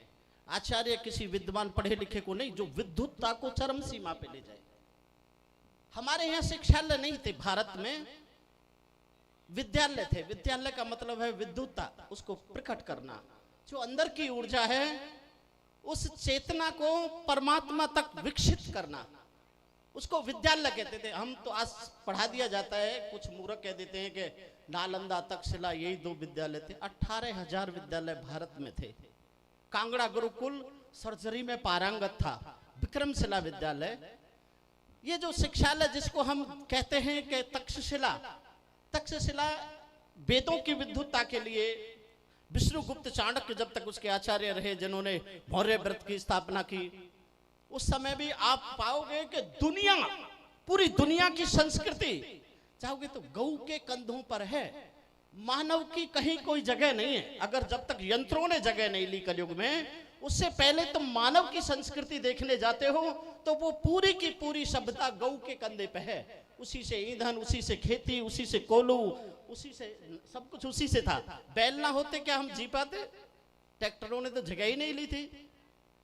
अगर वो गोबर नहीं होता तो या अधिष्ठान यज्ञों के हम कर पाते, गौ घी नहीं होता तो कर पाते, ऋषि परंपरा चल पाती, अधिष्ठान योग परंपरा चल पाती, मनुष्य शीलवान हो पाते, हमारी आदर्श नारी दिव्य पुरुषों को जन्म दे पाती। गाय साधारण नहीं, तुलसी वृक्ष न जानिए, गौ जानिए न ढोर, संत मनुष्य न जानिए, ये तीनों नंद किशोर। ध्यान रखना, कभी गाय को पशु शब्द से जोड़ने से ही महापाप लगता है। गाय को हम पशु नहीं कह सकते, क्योंकि सारी मानव जाति की सभ्यता गौ कंधों पर है। और ऐसी गौ की कोई सेवा करे गौ माता की, वो तो अपने आप में ही गोपाल है, किसी और गोपाल को ढूंढना नहीं। जो गाय का पालन कर रहा है वही गोपाल है, उसमें भगवान कृष्ण का अंश अपने आप में ही है, कोई ढूंढना ना पड़े। और ऐसे युग में वैसे तो जो गौ के दुश्मन हैं उनकी पद्धति और उनकी वीणा भी गाय के नाम से ही है। अगर वो गजबा हिंद कहते हैं, वहां भी गाय का ही शब्द है। कौन सी भूमि है जो गौ का पालन होता हो, जहां गौ सबको पालती हो, उसी को हिंद की भूमि कहा जाता है। वो शब्द भी हमारा है, किसी और का नहीं, उनका तो कोई शब्द ही नहीं है। ऐसी इसी तरह पूरी मानव जाति को अगर किसी ने प्रेरणा दी हो तो वो दैविक धर्म ही है, वैदिक धर्म ही है, हिंदू धर्म ही है, सनातन संस्कृति है, दूसरी तो कोई सभ्यता ही नहीं। अगर किसी की सभ्यता को आप डीप में उतर के देखने जाते हो तो ज्यादा से ज्यादा 2.5-3 वर्ष की, 250-300 या 3-4 हजार वर्ष से ज्यादा नहीं मिलेगी। लेकिन तुम तो करोड़ों पुरानी सभ्यता को लेके मर्यादा में जीने वाले लोग हो। सतयुग में राजा हरिश्चंद्र हुए, सब नाम जानते हैं राजा हरिश्चंद्र का। उस समय के राजा नल का नाम हम जानते हैं, उस समय के राजा दमयंती के पिता भीम का नाम, ऐसे हजारों हम सतयुग के राजाओं का नाम जानते हैं। कोई दुनिया में है कि द्वापर के राजा का भी नाम गिराए सनातन संस्कृति से अलग? कहीं कोई मर्यादा डिसिप्लिन में जीने वाला समाज पैदा नहीं हुआ। भारत के अतिरिक्त भारत एक सिद्धांतवादी देश रहा है, एक मानवता का चरित्र निर्माण करने वाला देश रहा है, मानवता को शीलता का चरित्र सिखाने वाला देश रहा है। दीप की संस्कृति रही है भारत की। इसलिए भारत आदर्श है तो उसको में सबसे ज्यादा योगदान गौ माता का है। भारत अगर आदर्श है तो, क्योंकि गौ वो पूजनीय है जिसने जन्म नहीं लिया, जो लक्ष्मी जी की तरह सागर से उत्पन्न हुए हैं। कई रत्न हमारे ऐसे जिनका जन्म नहीं हुआ है, समुद्र मंथन के समय गौ माता भी कहां से उत्पन्न हुई? सागर से। जिसके कांठे पे तुम रहते हो, जिसके किनारे पे आप रहते हो, उसी सागर की पुत्री हैं। इसीलिए जैसे महेश गिरी जी महाराज जी बोल रहे थे, बहुत अच्छा शब्द था कि गौ के दूध में सोना होता है। कभी आपने देखा है कि गौ को कभी धूप लगती हो? कितनी भी गर्मी पड़ती हो, कितना भी ताप हो, फिर भी वो बाहर खड़ी रहेगी, कभी धूप को देख के नहीं, क्योंकि उसके अंदर जो थू है, जिस कमर पे जो होती है, वो सूर्य की तरंगों को जो अपने अंदर स्टोर करती है। और वही दूध के गुण श्वेत और रेड जो उन्होंने बताया, वो उसी का कारण है कि उस गाय का दूध दूध नहीं, वो संपूर्ण अमृत है, संपूर्ण अमृत है। लेकिन उसके प्रोसीजर, आज जो दुनिया में बड़े बड़े उद्योग चल रहे हैं ना, पहले ऋषि, अब वो समय जाता रहा, हमारी नारी माताओं को 64 विद्याओं की कलाएं सिखाई जाती थी गुरुकुलों में, पुरुषों के लिए 72 विद्याएं थी, और वो विद्यालयों में ही संभव थी और कहीं नहीं। शिक्षालय में क्यों संभव नहीं है? शिक्षालय में एक रटन है, किसी चीज को आपको पढ़ा दिया जाता है, माइंड सेट करके आप उसे सीख लेते हो, जीवन में उसका कोई अनुभव नहीं होता। लेकिन विद्यालय में जीवन की बहुत डीपता में आप उतारते हो, उसे जीते हो। उस श्रृंखला को जब जीते हो, वो ऊर्जा विकसित होती है प्राणों में, और जब उसे जी पाते हो, जो ऊर्जा विकसित होती है, तो आप उसका निर्माण कर पाते हो। उसका निर्माण जब ही कर सकते हैं जब हम उसे जीवन में उतारेंगे। इसलिए धर्म धारण करके, गौ माता के दूध जो प्रकृति के गुण हैं, जब हम उन्हें धारण करते हैं, जब हम धर्मवान पुरुष होते हैं। ध्यान रखना, धारण करे सुधर्म है, वरना कोरी बात, सूरज उगे प्रभात है, नहीं तो काली रात। सारे जीवन तुम कुछ भी बकते रहो, कोई चेंज नहीं आ सकता। लेकिन जब तक उस शब्द को, उस ऊर्जा को, उस पॉजिटिविटी को, उस जीवन को जीवन में नहीं उतारेंगे, जब तक उससे एक रस नहीं होंगे, जब तक हमारा विकास नहीं होता। और इस गांव का विकास गौ से ही हुआ, इसीलिए आप निर्व्यसनी हो, कोई व्यसन नहीं है। उसका कारण ही गौ को जाता है, किसी और चीज को नहीं जाता। क्योंकि गौ सेवा में अगर हमारा समाज जुड़ा है, तो पॉजिटिविटी के गुण आने स्वाभाविक है, क्योंकि हमने अपने जीवन के आचरण में उतारा है। दूसरे व्यसन नेगेटिविटी नहीं टिकेगी वहां। कितना भी अंधकार हो, अगर एक ऊर्जा की रोशनी किरण वहां पड़ती है, तो वो अंधकार दूर हो जाता है। उसके अंधकार का सामर्थ्य नहीं होता, नेगेटिव चीजों का सामर्थ्य नहीं होता। अगर तुम किसी का व्यसन धारण कर लो, अगर सच्चा संगतवान व्यक्ति मिल जाए, अगर वो अपने दिव्य विचार आपके मस्तिष्क में डाल दे, तो आप व्यसन से मुक्त हो जाते हो। थोड़ा सा आचरण के विचार आपके जीवन में डाल दे, आप उससे मुक्त हो जाते हो। और गौ तो एक ऐसा है जो तुम्हारे जीवन का बैठते ही निर्माण कर देती है। कितनी भी अशांति में जाना आप गौ के पास, गौ माँ के पास, कितने भी डिप्रेशन में हो, आप जिस समय गौ के पास जाओगे, आपके विचार अपने आप शून्य हो जाएंगे, बिल्कुल शांत हो जाएंगे, तनाव मुक्त हो जाओगे। कुछ मत करना, केवल बैठ जाना, और बैठने के साथ ही आप विचार मुक्त हो जाओगे, एकदम साइलेंट हो जाओगे। और ध्यान रखना, दुनिया में जो भी उत्पन्न होता है वो साइलेंट मगज में ही होता है, चंचल मगज में कुछ भी उत्पन्न नहीं होता। साइलेंट जब व्यक्ति होता है, तो सारे जीवन के विचार उसी में से विकसित होते हैं, विद्युत्ता उसी में से विकसित होती है, उसी से में से उसे दिशा मिलती है। और जब उसे दिशा मिलती है, तो उसके जीवन की दशा सुधर जाती है।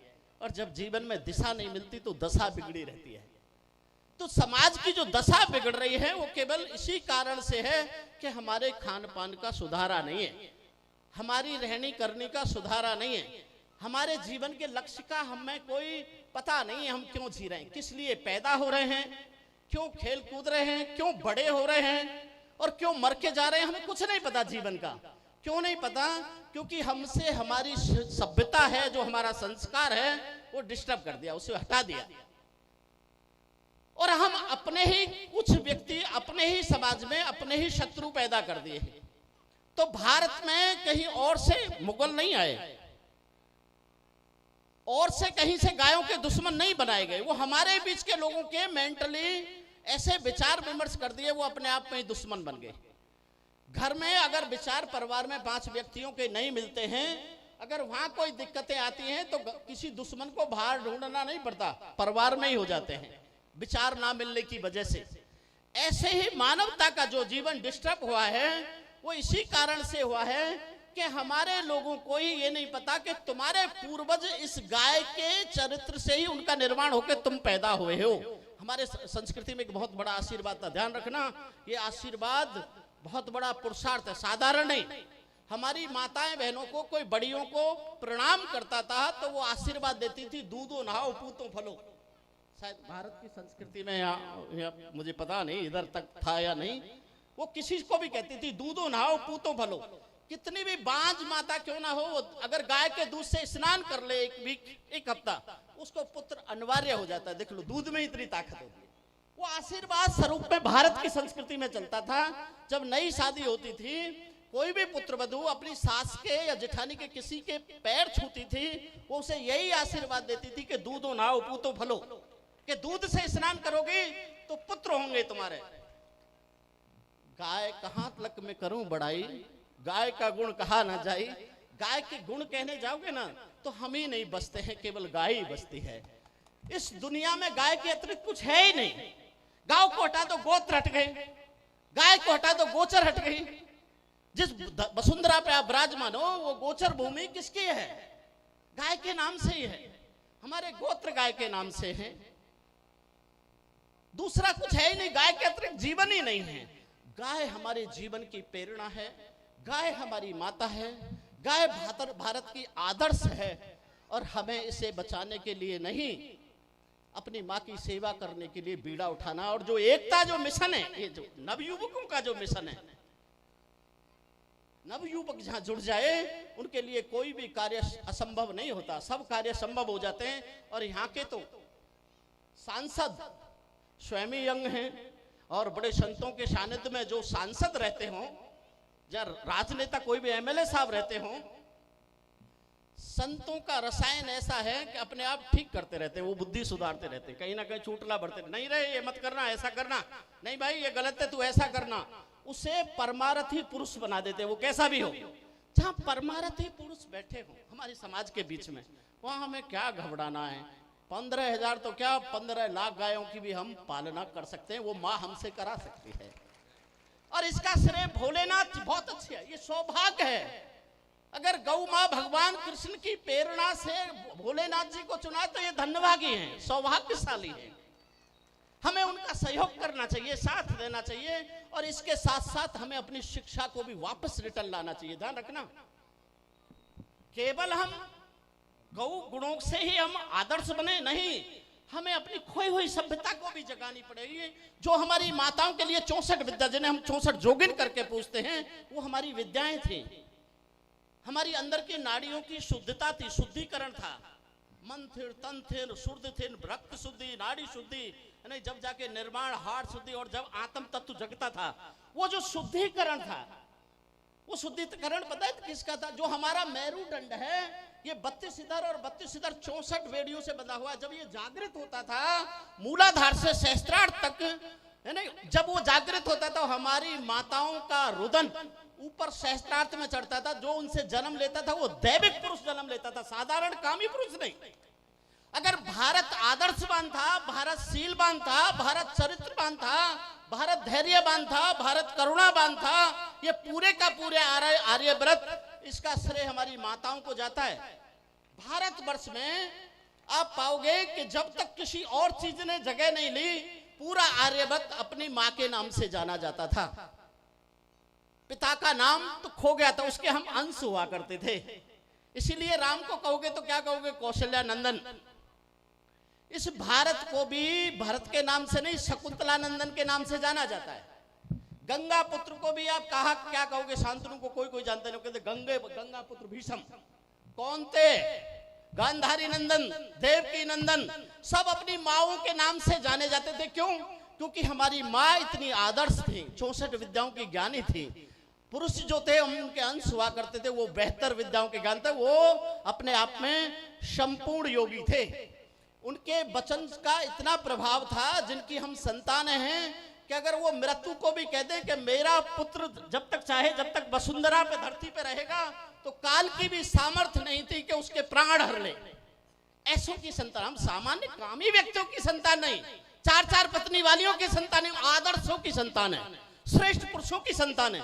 हम उनकी जनरेशन नहीं जो 4 खिल्ली मारी मर के चले गए और अपने आप को भगवान कह गए। हम उनकी संतान है जहां 2 आंगुल का शरीर पे जगह भी नहीं थी, बाणों की सैया पर सोए और 56 दिन तक अपनी मर्जी से जीवित रहे, फिर भी हम उन्हें महापुरुष कहते हैं, भगवान नहीं कहते। हम आदर्श पुरुषों की संतान है, श्रेष्ठ पुरुषों की संतान है। जब हम अपने जीवन महापुरुषों के चरित्र को, अपने संसारिक माता पिता के चरित्र को देखने जाओगे तो आप पाओगे कि हमारी जनरेशन साधारण नहीं असाधारण है, लेकिन हमें पढ़ा दिया गया गलत, हमें गलत समझा दिया गया, हमें सामान, हमें अपने आप में हीनता से भर दिया गया, हमें दूषितता से भर दिया। इसके पीछे का जो षड्यंत्र पाओगे तो आप पाओगे ये विधर्मियों का, जिनके पास कोई धर्म नहीं, कोई लक्ष्य नहीं, कोई जीवन की दिशा नहीं, उनका षड्यंत्र था। इस करुणा के लिए हमने भारत में जगह दी, सबको अपनाया, और उन्होंने इस भारत की भूमि को इतनी बुरी तरह से घायल किया है जिसकी कह नहीं सकते। ऐसे ही इस भूमि पे गौओं का जो घायल करने वाला वंश है वो विधर्मियों को पाओगे, तुम किसी सनातनी को गौ को चोट पहुंचाते नहीं पाओगे। कई ऐसी जगह हमने करुणा बस क्यों, अब ये पाओगे कि हम क्यों करुणा बस थे। हमारे पूर्वज क्या पागल थे, बेवकूफ थे, जो दूसरों को अपनी भूमि दे दिया करते थे, अपनी जगह दे दिया करते थे। उसके पीछे का विज्ञान पाओगे कि हमारे ऋषियों ने, उनकी इतनी पकड़ थी अपने आप पे कि वो इस मृत्यु लोक के सुख को सुख नहीं समझा करते थे, इसे यात्रा समझा करते थे, और ब्रह्मांड के कई अंतरिक्ष का वो ज्ञान प्राप्त करने के लिए वहां के सुख की खोज किया करते थे। इसलिए आर्यव्रत का एक एक पुरुष पूरी पृथ्वी के साम्राज्य को जीतने के लिए काफी था। वो कब था? जब हमें 64 विद्याओं का ज्ञान था। ये कोई साधारण नहीं, आज भी हम उस स्थिति को पा सकते हैं। नहीं तो देख लो यूपी में अकेला योगी हमारा 4.5 फुट का बाबा जी है, नाथ संप्रदाय का। आप चल के बताओ कोई आड़ा टेढ़ा, कोई भी धर्मी बोल के बताओ। नहीं, वो बरेलियन जो इस्लाम की सबसे पहली सभ्यता थी, देवबंदी तो देवताओं की पूजा करने वालों को बंद कराने के लिए उन्होंने देवबंदी की स्थापना की, लेकिन उनकी मूल संस्था बरेलियन थी, जिसे बरेलियन मुसलमान बोले थे। ऐसा मारा महाराज, चप्पल लेने भी 500-500 रुपए देने के लिए पुलिस वालों ने कहा कि अपनी चप्पल तो ले जाओ, या कूड़ा इकट्ठा हो गए हैं, लेने तक नहीं गए।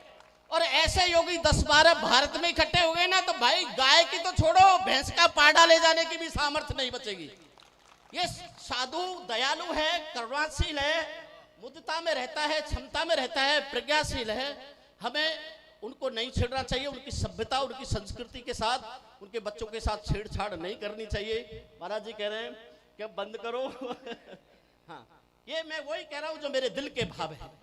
हमें किसी तरह से हमारी करुणा को कायरता ना समझा जाए। साधु शांत है तो इसका मतलब ये नहीं कि वो कायर है, वो देख रहा है, ना जाने वो अपनी सीमा पे आके सुधर जाए, उसका समय आए वो अपने जीवन में जीने लग जाए। ये हमारी क्षमा है, इसे कायरता नहीं।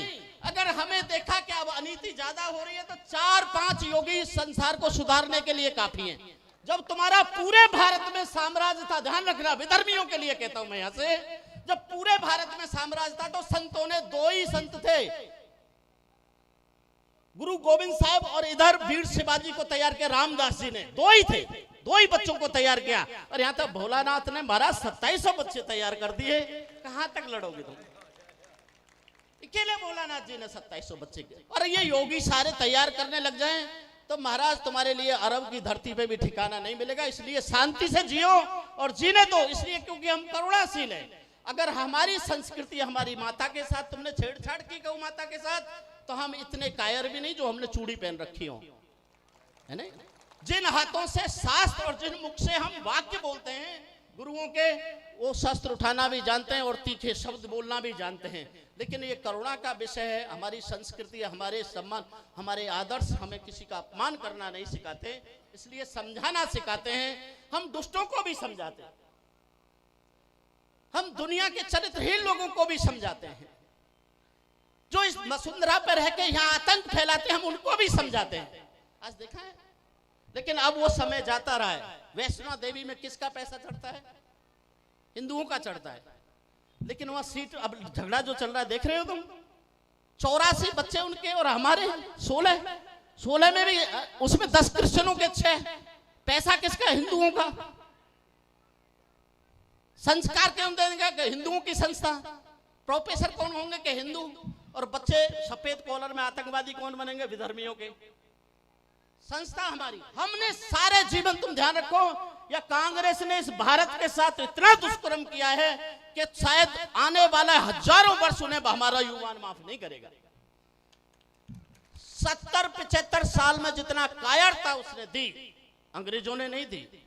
मुगलों कहीं कहीं रहे, हमने उनको खदेड़ा। कई समाज तो ऐसे थे जो कभी गुलाम नहीं बने, ये हमें जो पढ़ा दिया जाता है। और राजपूतों को तो इतना मूर्ख बनाया गया, इतना मूर्ख बनाया गया, तुम्हें आश्चर्य होगा। उनको कहा स्त्री पे और बच्चे पे कभी शस्त्र नहीं उठाना चाहिए, ध्यान रखना। और हमारे जो राजपूताना शासन है वो कहता है दुष्ट नारी हो या शैतान का बच्चा हो उसको सबसे पहले मारना चाहिए।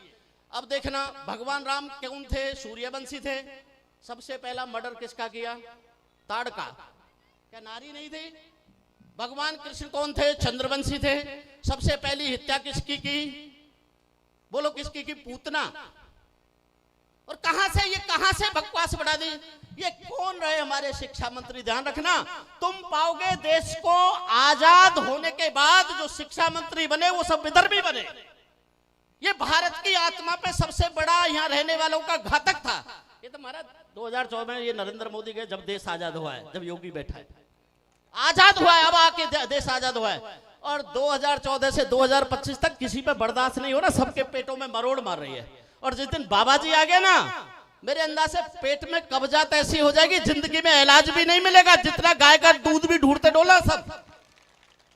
तो ये हमें हमारे बच्चों को सिखाना पड़ेगा, वो विद्युतता सिखानी पड़ेगी, उनमें वो आत्मा का जो एनर्जी है, जो ऊर्जा है, वो जगानी पड़ेगी। उन्हें सामर्थ्य पैदा बताना पड़ेगा, तुम किसकी संतान हो, तुम कौन हो। करुणा और दया के साथ साथ तुम वीर पुरुष भी हो। और उस वीरता के जो विद्युतता के गुण हैं वो गौ माँ के दूध से ही पैदा होंगे, आदर्शों से पैदा होंगे, चरित्र से पैदा होंगे, शीलता से पैदा होंगे, धैर्यता से पैदा होंगे। और यही हमारी सनातन सभ्यता है।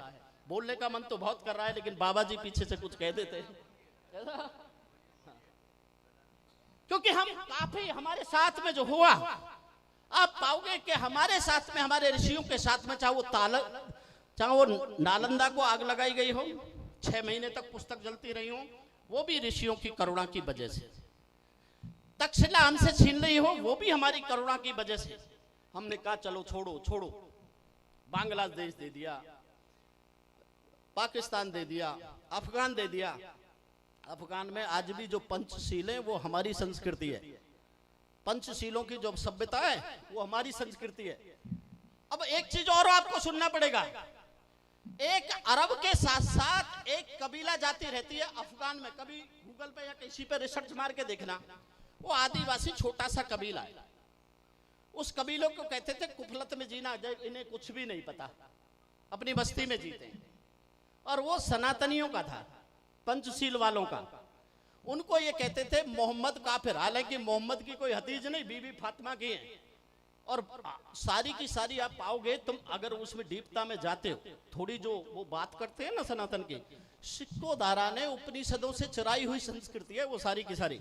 आप अपने उपनिषद पढ़ोगे तो पाओगे सिक्कोधारा ने, जो औरंगजेब का बड़ा भाई था, उसने ट्रांसलेशन किया उसे अरबी में, क्योंकि यहाँ ये अरबी का तो कोई ज्ञाता है ना, तो मौलाना ये तो सब उर्दू जानते थे।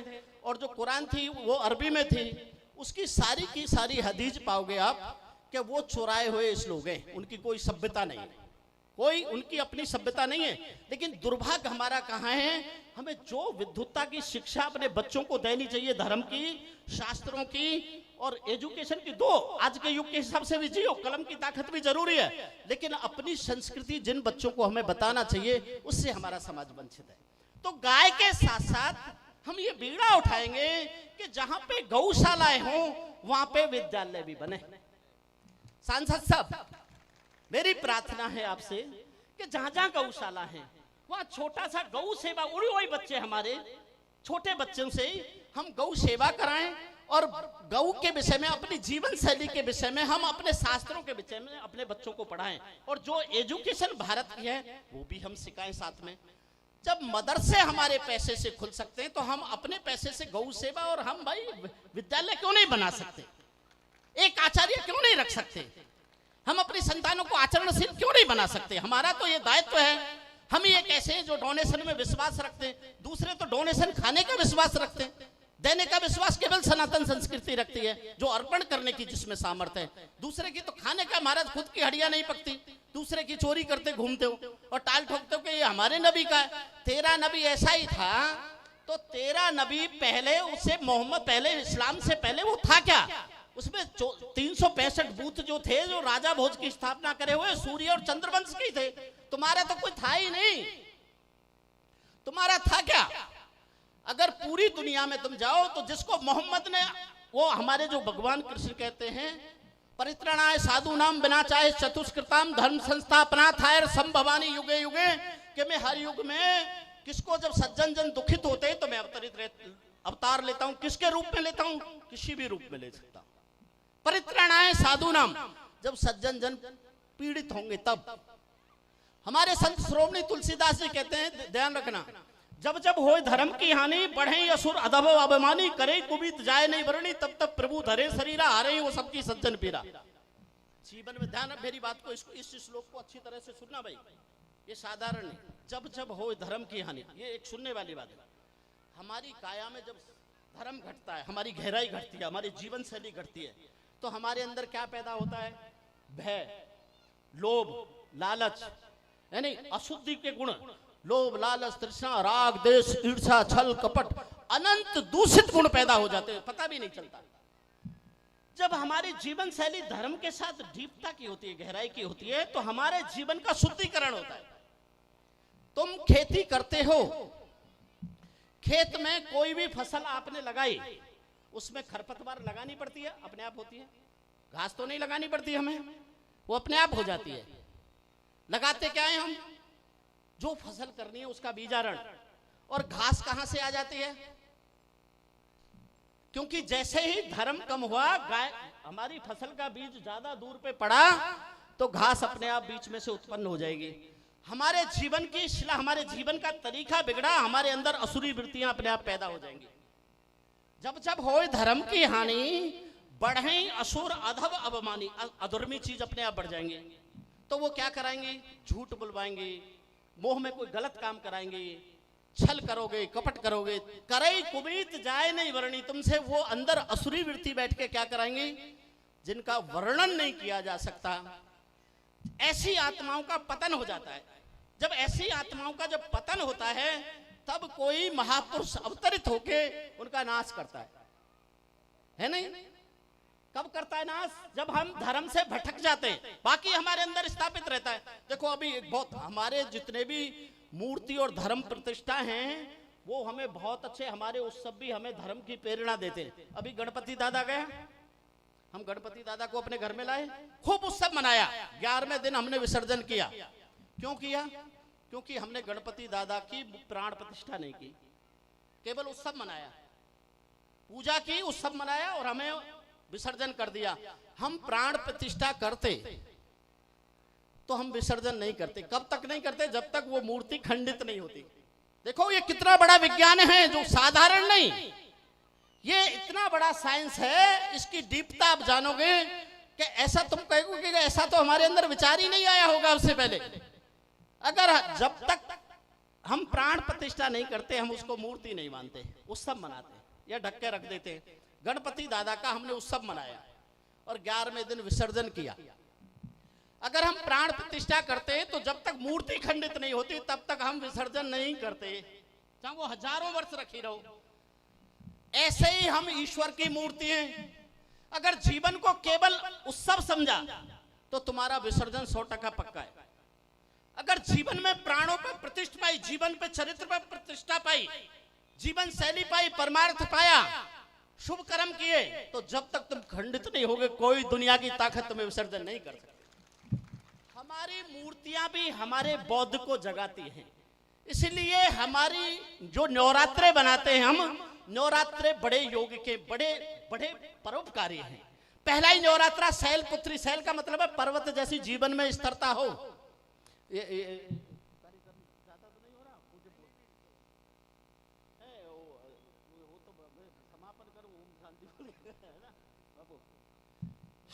मेरा बोलने का तात्पर्य इसलिए है, समझ में तो आ रही है ना हिंदी, है ना?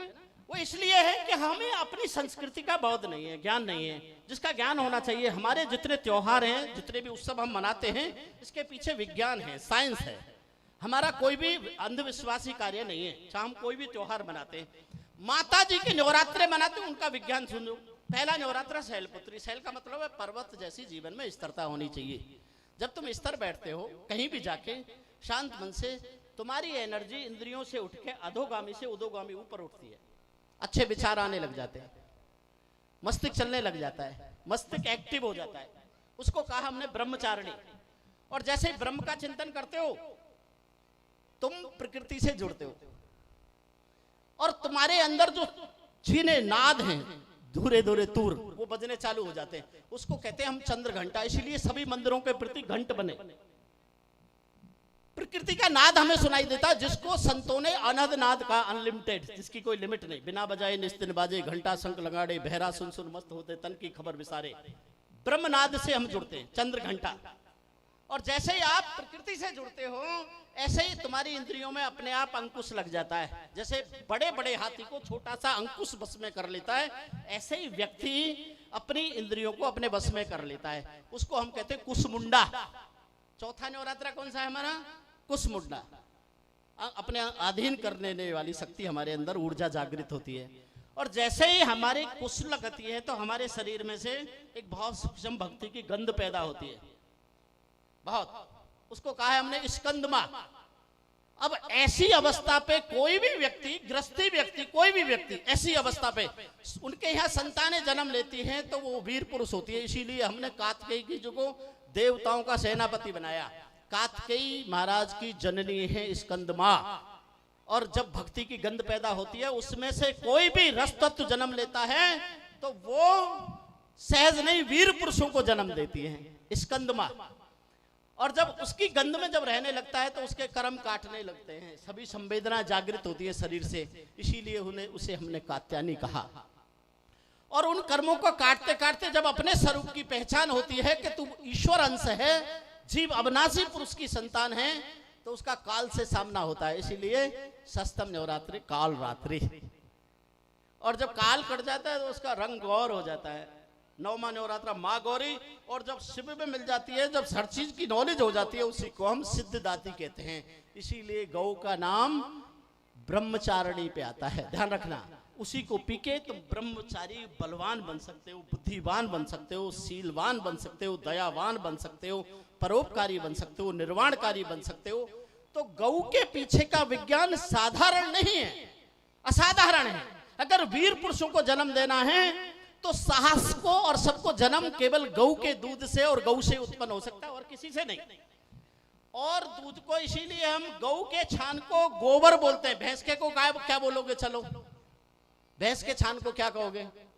पोतड़ा, है नहीं? डोबा। गाय को कहोगे ऐसा? गौ हमारी प्राणदाती है। इस पूरे आर्यव्रत की, पूरी सनातन के, पूरे इसे विश्व माता घोषित जो ना करे, लेकिन भारत को जरूर करना चाहिए। वो समय जल्दी दूर नहीं है जब भारत इसे अपने गौ माता घोषित करने जाएगा। क्योंकि अभी 2014 से इस भारत में कोई लगता है कि हमारे बच्चे शासन कर रहे हैं। केवल 2014 से लगता है हमें कि भाई जो दिल्ली में बैठे हैं वो हमारे बच्चे हैं। और उससे पहले हमें लगता था कि पता नहीं ये विधर्मी क्या करेंगे, या देश को खाएंगे, या हमें जीने देंगे या नहीं देने देंगे, ऐसा लगता था। लेकिन 2014 से लगता है कि कोई हिंदू हृदय सम्राट इस दिल्ली में बैठा है, योगी पुरुष बैठा है। और यहाँ भी हमारे बच्चे अपने प्रति जागृत करें, अपने समाज को कहीं बटे। हमें अखंड भारत का, और अखंड भारत और अखंड भारत की गौ माता का हमें राष्ट्रीय पशु नहीं, एकता में ही ताकत है। और ये जब हम संगठित अपनी इस जो हमारी अब जो 2600-2700 बच्चों की सीमाएं, आगे कभी भी प्रोग्राम हो तो कम से कम हमारे 27,000 बच्चे ऐसे होने चाहिए जो युवान, जिनको हम गाय के दूध के साथ शस्त्र विद्या में भी निपुण। मैं सिखाऊंगा तुम्हें जो शस्त्र चलाना हो A to Z, है नहीं? कैसे लड़ना हो, क्या है उसकी अपने हमें पूरे समाज को पूर्ण तरह से विद्युत्तावान बनाना है और विद्यावान बनाना है। शिक्षा के साथ साथ विद्यावान बनाना है। और हमें ये बताना है आने वाली जनरेशन को, जो हमारे भारत की भूमि के बच्चे जन्मे हुए हैं और जो हमारी भारत की भूमि की, हमारी गौ की रक्षा करेगा, हमारी संस्कृति की रक्षा करेगा, हमारे समाज की रक्षा करेगा, उसी बच्चे को हम दिल्ली भेजेंगे। नहीं तो गौ का मांस खाने के समान होगा अगर हमने किसी विधर्मी को बड़ा जीता के भेजा तो। ध्यान रखना, हमें आज होने की जरूरत है और गौ वाला आने में ज्यादा देर नहीं है महाराज, ध्यान रखना। जब गौ वाला बाबा जी दिल्ली से शपथ लेगा, मैं से सोचता हूं कि इस भारत में विधर्मियों का क्या होगा, क्योंकि वो तो क्षमा की कहीं जगह ही नहीं है, सीधा दंड देता है और दुष्टों को दंड देने का ही कार्य बीजेपी सरकार करेगी और जरूर करेगी। और ये समय आएगा और मेरी बहुत बहुत साधुवाद, हर तरह से हम साथ हैं। और मैं ये कहूंगा कि जो बच्चे गायों की सेवा कर रहे हैं वो बड़े परोपकारी, शीलवान, भगवान उनकी बुद्धि को शुद्ध रखे, ऐसे ही सेवा करते रहें और अपने संगठन को बढ़ाते रहें, आपस में कोई भेद पैदा ना करें। और ये जुझारू काम हमेशा कुशल मंगल रहे, शुद्ध रहे, ईश्वर की हमेशा इस पर गौ माता की कृपा रहे, समदृष्टि रहे। जय जय साधुवाद। ओम शांति। ખૂબ ખૂબ આપણે યોગીજી મહારાજનું ધારદાર આશીર્વચન સાંભળ્યા. હવે આપણી વચ્ચે ઉપસ્થિત હરિઓમાનંદજી ઉપસ્થિત છે.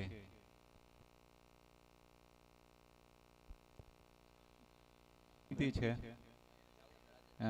ભોલેનાથજી મહારાજની કે રાજેશભાઈને વચ્ચે તમે આજના આ પ્રસંગ કાર્યક્રમ નિમિત્તે તમે એમને પણ લાભ આપો. અમારી વચ્ચે ઉપસ્થિત છે એવા રાજેશભાઈ, સાંસદ શ્રી જુનાગઢ ગીર સોમનાથ જિલ્લાના સાંસદ શ્રી એવા રાજેશભાઈને વિનંતી છે કે આજના આ પ્રસંગ ઉપસ્થિત.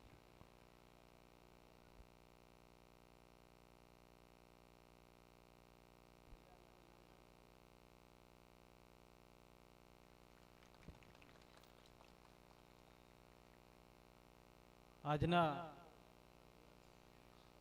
ગૌ સેવા એકતા અભિયાન ની શરૂઆત પ્રસંગે ઉપસ્થિત જેમની પ્રેરણાથી આજે આ શરૂઆત થઈ છે એવા આપણા સૌના વડીલ વંદનીય આદરણીય ભોલેનાથજી,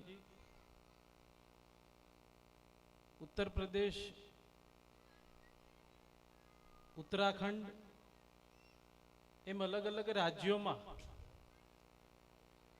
हमणा महेशगिरी बापुए कीधुं एम के हजारों गायो, हजारों नहीं पण हूँ मानु त्यां सुधी बधी भेगी करशो तो लाखों गायोनुं गौशाळानुं संचालन करे छे एवा पूज्य स्वामी हरिओमानंदजी, હમણાં જેમણે આપણે સૌને યોગીજીની યાદ અપાવી એવા યોગીનાથજી મહારાજ, અને આમ વામન સ્વરૂપ હોય ને એમનું કામ વિરાટ હોય એવા આપણા સંત શ્રી કમલનાથ બાપુ, ચોરવાડ થી પધારેલા ભુવા હતા શ્રી જીતુ હતા, અને જેમણે આપણા વિસ્તારનું ગૌરવ અને ખાસ કરીને આપણા ધર્મ અને આપણા શાસ્ત્રોને આજના યુવાનો સુધી પહોંચાડવાનું કામ કર્યું છે એવા પરમ પૂજ્ય મહાદેવ પ્રસાદ સ્વામીજી, મંચ ઉપર ઉપસ્થિત આપણા લોકપ્રિય ધારાસભ્ય આદરણીય ભગવાનજીભાઈ, અને આપ સૌ મોટી સંખ્યામાં પધારેલા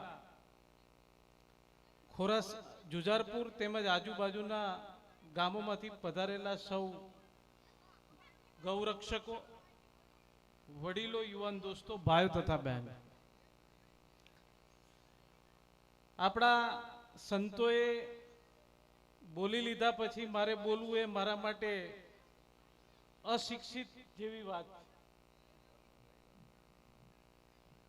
પણ આજે એક અહીંયા બેઠો બેઠો વિચાર કરતો હતો અને વિચાર એ આવ્યો કે આજે ભગવાન શિવના હાથે ભગવાન કૃષ્ણનું સ્વાગત થઈ રહ્યું છે. ભોલેનાથ મારે જાહેર જીવનમાં આવવાનું થયું એ સમય દરમિયાન પ્રવાસ દરમિયાન મને બચપનથી હું પણ ગૌશાળા સાથે જોડાયેલો એક ગૌપાલક જ છું. મારે ચોરવાડમાં એક અહીંયા રોડ ઉપર કુકસવાડા રોડ ઉપર ગૌશાળા હતી, ત્યાં હું પણ મારા સમયાંતરે સેવા આપવા હતો. એટલે પહેલેથી ગાયો માટેની એમની સેવા કરવાની ભાવના બચપનથી જ. પણ 2014માં સાંસદ બન્યો ત્યારે એ પછી મને સુવર્ણ કપિલા ગાય ક્યાં ક્યાં છે હું સર્ચ કરતો. એમાં મને કોઈએ કીધું કે સુવર્ણ કપિલા ગાય એ અહીંયા જુનાગઢ પાસે ભોલેનાથ પાસે છે. એટલે એમને મળવાનું થયું. હમણાં મહાદેવ પ્રસાદજીએ આપણને કીધું કે બધા ગૌશાળા કહે પણ ભોલેનાથ છે ને તમામ ગૌશાળાઓને ગૌ મંદિર કહે. અને મને એમ કીધું કે ગૌ મંદિરે જવાનું છે. એટલે હું એમ વિચારતો હતો કે મંદિર હશે અને ત્યાં ગૌ મંદિર તરીકે નામ આપ્યું હશે. એટલે હું એમના દર્શન માટે ગયો અને મેં પૂછ્યું કે તમારી પાસે સુવર્ણ કપિલ? તો મને કે હા છે. તો કે મારે એમના દર્શન કરવા. તો મને કે એના માટે ગૌ મંદિરે જવું પડે. તો કે અહીંયા ક્યાંય મંદિર છે? મને કે હાલો બતાવો. એટલે મને ગૌશાળામાં લઈ ગયા. હું કે આ તો ગૌશાળા છે. તો મને એમણે કીધું કે તમારા માટે ગૌશાળા છે પણ અમારા માટે ગૌ મંદિર છે અને એટલા માટે અમે ગાયને પૂજીએ. એમનું વ્યક્તિત્વ પણ સંત છે, એ સમાજને કંઈક દેવા માટે આવે છે. એ સમાજમાં ક્યારેય કંઈ લેવા માટે નથી આવતો. એવી રીતે એ ભક્તિ શિવની કરે છે પણ કામ એ કૃષ્ણ. અને શિવની ભક્તિ અને કૃષ્ણના રસ્તે ચાલી અને આ વિસ્તારમાં ગૌશાળામાં સેવા કરનારા જે ગૌપાલકો છે એ ગૌપાલકોનું સન્માન કરી અને આજે અહીંયા ગૌ સેવા એકતા યાત્રાની શરૂઆત કરી છે. મારા કરતા તો ભગવાન એમને કનેક્શન વધારે છે. અહીંયા બધા સંતો બેઠા, એમનું કનેક્શન વધારે છે. એટલે એમના માટે એવું મારા માટે ખૂબ જ ઓછું બનતું. પણ હું એટલો વિશ્વાસ અપાવું છું તમને કે આવનારા સમયમાં આ એમના કાર્યોને કારણે મને એવું લાગે છે કે આ વિસ્તાર અને આજુબાજુના જિલ્લામાં જે અત્યારે ગાયો રખડે છે એ આવનારા સમયમાં નહીં રખડે એનો મને વિશ્વાસ છે. સાંસદ તરીકે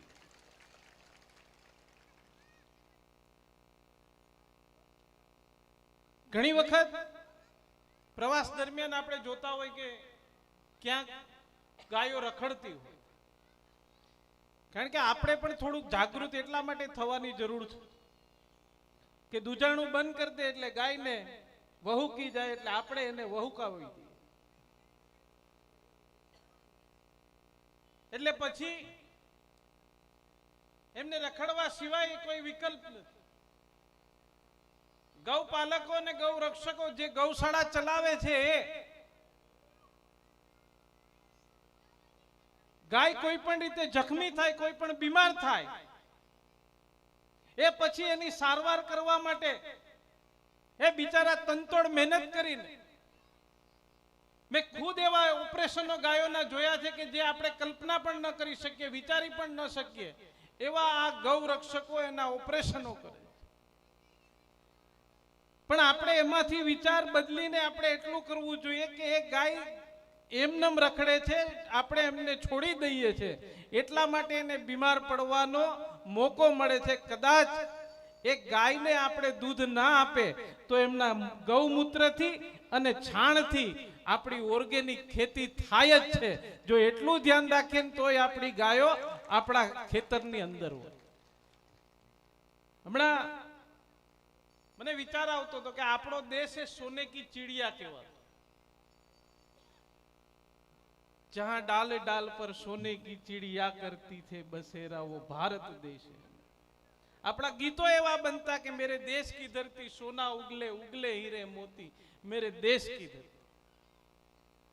પણ એ ત્યારે ક્યારે કહેવાતું જ્યારે આપણો સનાતન ધર્મ આપણી સંસ્કૃતિ ઉપર આપણે જીવતા હતા. આપણું જીવન ધોરણ એ આપણી સંસ્કૃતિ અને ધર્મના આધારે હતી એટલા માટે. પણ ધીમે ધીમે મોગલોના આક્રમણ થયા, અંગ્રેજો આવ્યા, એમણે આપણને આદત પાડી અને આ છોડાવ્યું. અને છોડાવ્યું એને કારણે બાકી આ દેશને આજે પણ સોને કી ચિડિયા આ દેશમાં છે.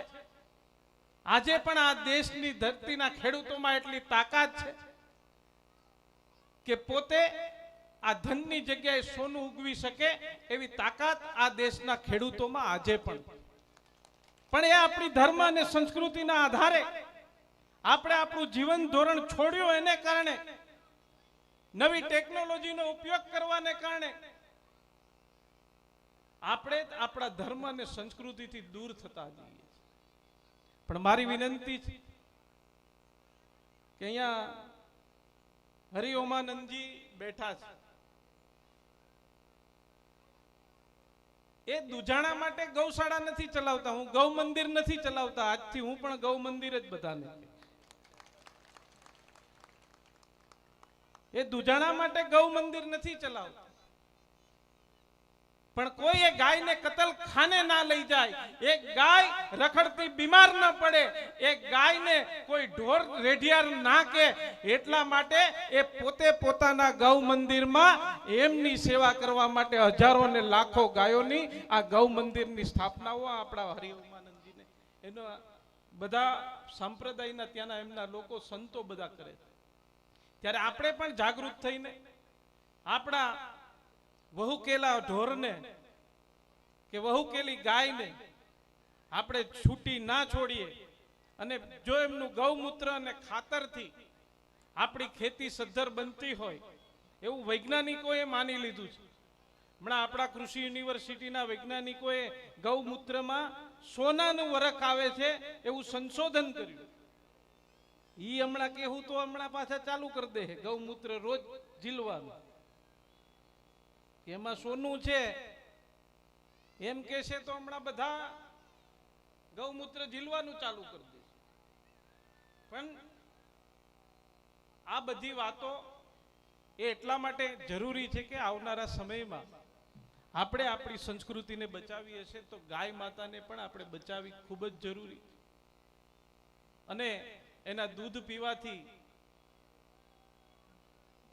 મારા કરતા તમે બધા જાણો છો કે ગૌ માતાનું દૂધ પીવાથી કેવી શક્તિઓ આવે છે. પહેલાનું જીવન સદીઓ સુધી જીવતા એનું કારણ હતું કે એ સાચું ખાતા અને સારું ખાતા. અને હવે 22 વર્ષે એટેક આવવાનું શરૂ થયું હોય ને તો એ આને કારણે થયું. ગાયનું દૂધ બંધ થયું ને એને કારણે. કારણ કે ગાયનું દૂધ બંધ થયું એટલે માખણ બંધ થયું, માખણ બંધ થયું એટલે ઘી બંધ થયું. આ બધું ખોટું ચાલુ થઈ ગયું. એટલા માટે આપણું જીવન ધોરણનું સ્તર નીચું આવવા માંડ્યું અને નાની ઉંમરમાં ગંભીર બીમારીઓ આવવાનું કારણ પણ આપણે આપણા રીતિ રિવાજો, આપણી સંસ્કૃતિ, આપણી પરંપરા પ્રમાણે જીવન આપણે મૂક્યું એમને કારણે આવી ગંભીર બીમારીઓની શરૂઆત થઈ. હું ભોલેનાથને અને કમલનાથ બાપુને હું એટલા માટે આભાર માનીશ કે આ કાર્યક્રમ એ મારા સંસદીય મત વિસ્તારમાં થયો એટલા માટે હું બંનેનું હું સત નમન કરી અને આપનો આભાર માનું છું. અને આવા કાર્યોમાં સનાતન ધર્મને જાગૃત કરવાના જ્યારે કાર્યો થતા હોય ત્યારે આ વિસ્તાર તો હંમેશા સનાતન ધર્મને માનનારો સમાજ. હું એટલું ચોક્કસપણે કહીશ કે આ જુજારપુર ગામ, અહીંયા કદાચ કોઈને નોનવેજ ખાવું હશે ને બાપુ, તોય આ ગામમાં નહીં ખાય, એ દિવસે અહીંયા આવશે જ નહીં, બહાર જઈને ખાશે. અહીંયાની માતાજીનો એટલો પરચો છે અહીંયા. અને જે કદાચ એ નિયમ તોડે ને, કદાચ એ 100% દુખી થાય, એ પણ અહીંયાની પ્રજા જાણે છે. એટલી સાત્વિકતા આ ભૂમિમાં. ત્યારે આ ભૂમિથી આ શરૂઆત થઈ છે. માં મુંબઈની દયાથી આવનારા સમયમાં આપણે ગૌ માતાની રક્ષા કાજે જે કંઈ પણ કરવું ઘટે એ કરવા વિનંતી સાથે વિરમું છું. ભારત માતા કી જય. જય ગૌ માતા.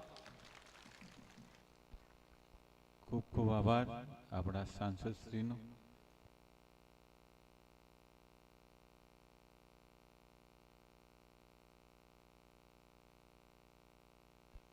આપણી વચ્ચે ઉપસ્થિત બહાર ગામથી પધારેલ, મહારાષ્ટ્રથી ઓમકારેશથી પધારેલ એવા હરિઓમાનંદજી આપણી વચ્ચે ઉપસ્થિત છે. એમને આપણે એમના આશીર્વચન સાંભળીશું.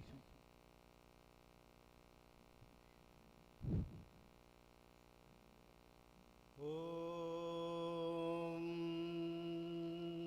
सहना भवतु सहनो भुनक्तु सह वीर्यं करवावहे तेजस्विनावधीतमस्तु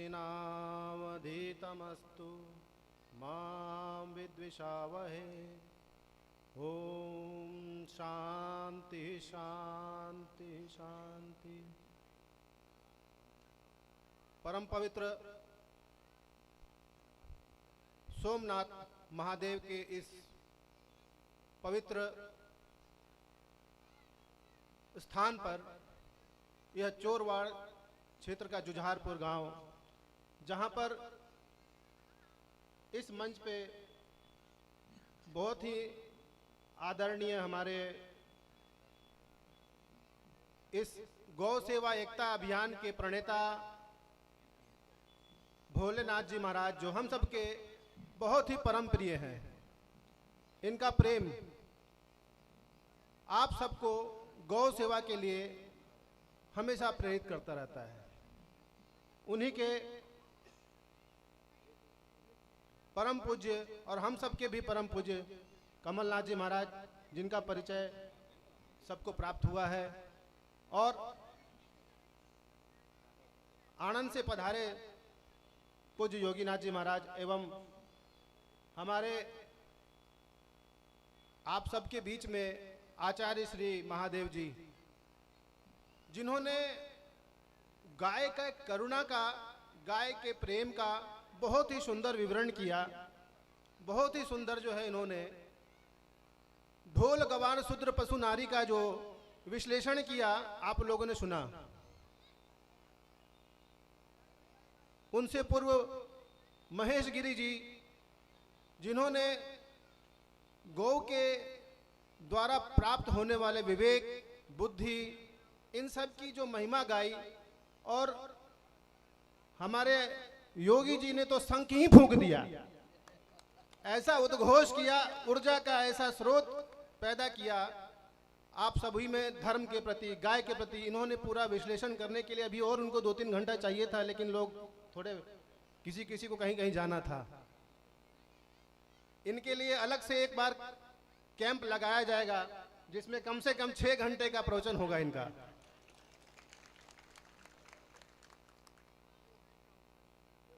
आज मैं यहाँ पे यह देख रहा हूं कि इस परिसर में माताओं की संख्या विशेष है.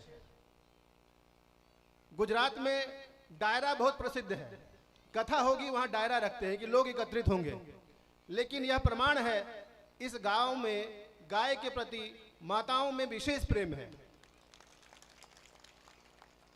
और उन्हीं माताओं की संतान जो यहाँ पे गौशालाओं का संचालन कर रहे हैं. यहाँ पे लगभग कितने गौसेवक आए हैं जिनकी गौशालाएं यहाँ पे संचालित हो रही हैं? 2000 गायों की व्यवस्था, 2000 गौ सेवक आए हैं. सम्मान हम लोगों का किया गया, लेकिन देखा जाए तो इन गौ सेवकों के बिना गौ सेवा संभव नहीं है.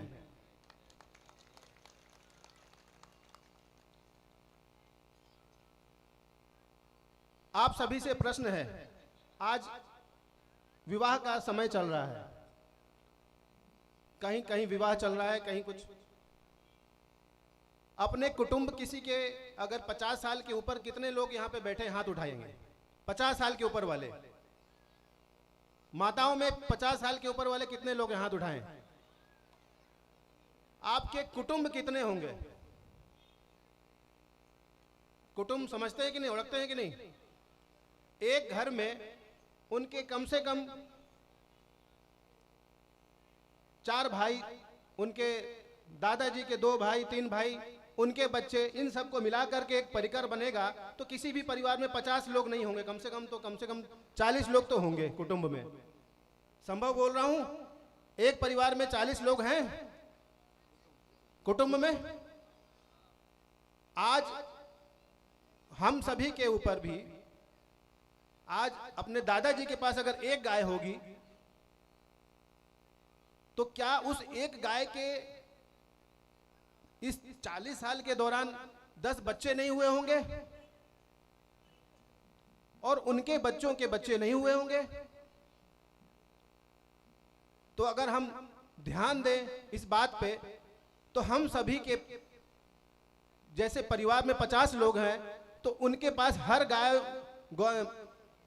घर में कम से कम 50 गाय तो होनी ही चाहिए थी, लेकिन वो आज सभी गाय गौशालाओं में आ गई है।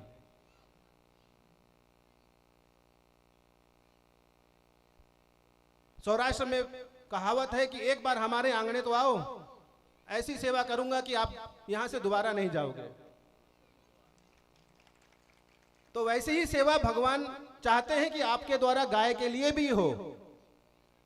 अगर एक परिवार में 50 गाय नहीं तो कम से कम एक गाय का संकल्प ले कि ये जो गौशालाओं में गाय है, यह जो गौ सेवा एकता अभियान का मूल उद्देश्य है कि गायों की सुरक्षा हो, गायों की व्यवस्था हो। गुजरात में आज हर जिले में वृद्धा आश्रम बनता जा रहा है। यह बहुत अच्छी बात नहीं है। जिस मां का स्थान घर में था, वो बूढ़ी माताएं, वो बूढ़े वृद्ध पिता आज वृद्धा आश्रम में जा रहे हैं। यह बड़े सोचनीय विषय है कि जिस गौशाला में विकलांग, वृद्ध, अपंग गायों की व्यवस्था होनी चाहिए, वहां पे जवान गायें भी वहां पे पहुंच रही हैं। तो यह जो गाय है, ये आपके घरों से निकल करके आई है, किसानों के घरों से निकल करके आई है। आज सभी माताएं और जो भी यहाँ पे हमारे पुरुष वर्ग यहाँ पे उपस्थित हैं, संभवतः यहाँ पे कम से कम 500 परिवार उपस्थित हैं यहाँ पे, और 500 परिवार में से अगर इसके 10% लोग भी संकल्प कर लें कि हम आज से एक गाय की सेवा लेंगे, चाहे वह गौशाला में हो या हमारे घर पे हो, तो संभवतः ये जो सड़कों पे गाय घूम रही है, ये वहां से बाहर आकर के आपके घरों में, और नहीं व्यवस्था है तो गौशाला में सेवा दे पाएंगे। तो मेरा आप सभी के पास यह आग्रह भी है और संत के नाते आज्ञा भी है कि जिन घरों से माताएं निकल करके, जिन घरों से वृद्धाश्रम में जा रहे हैं, उन घरों से, उन बच्चों के द्वारा यह पहल होनी चाहिए कि आज के बाद हम अपने घर की वृद्ध माताओं को, अपने घर के वृद्ध पिता को अपने यहां से हो सके तो गाय को भी नहीं जाने देंगे। अगर ऐसा प्रयास करेंगे तो ही हम लोगों का यह कार्यक्रम सफल होगा। अन्यथा आप आए, हम आए, वार्ता हुई, प्रवचन सुंदर लगा और कार्यक्रम समाप्त। प्रवचन बहुत आ रहे हैं टीवी पे, यूट्यूब पे हर समय रील आ रहा है, एक से एक ज्ञान की बातें आ रही हैं, लेकिन अगर उसके ऊपर कार्य नहीं किया गया, उसके ऊपर निर्णय नहीं लिया गया, संकल्प नहीं लिया गया, तो कोई परिश्रम का फल नहीं निकलेगा, हमारा आना व्यर्थ जाएगा। आज हम अपने गांव से शुरुआत करें, अगर इस जुझारपुर में बात करें तो इस कार्यक्रम के माध्यम से, इस यहां से लेके 10 किलोमीटर के परिसर में एक भी गाय सड़क पे ना रहे, इस कार्यक्रम की आयोजन की सफलता मानी जाएगी।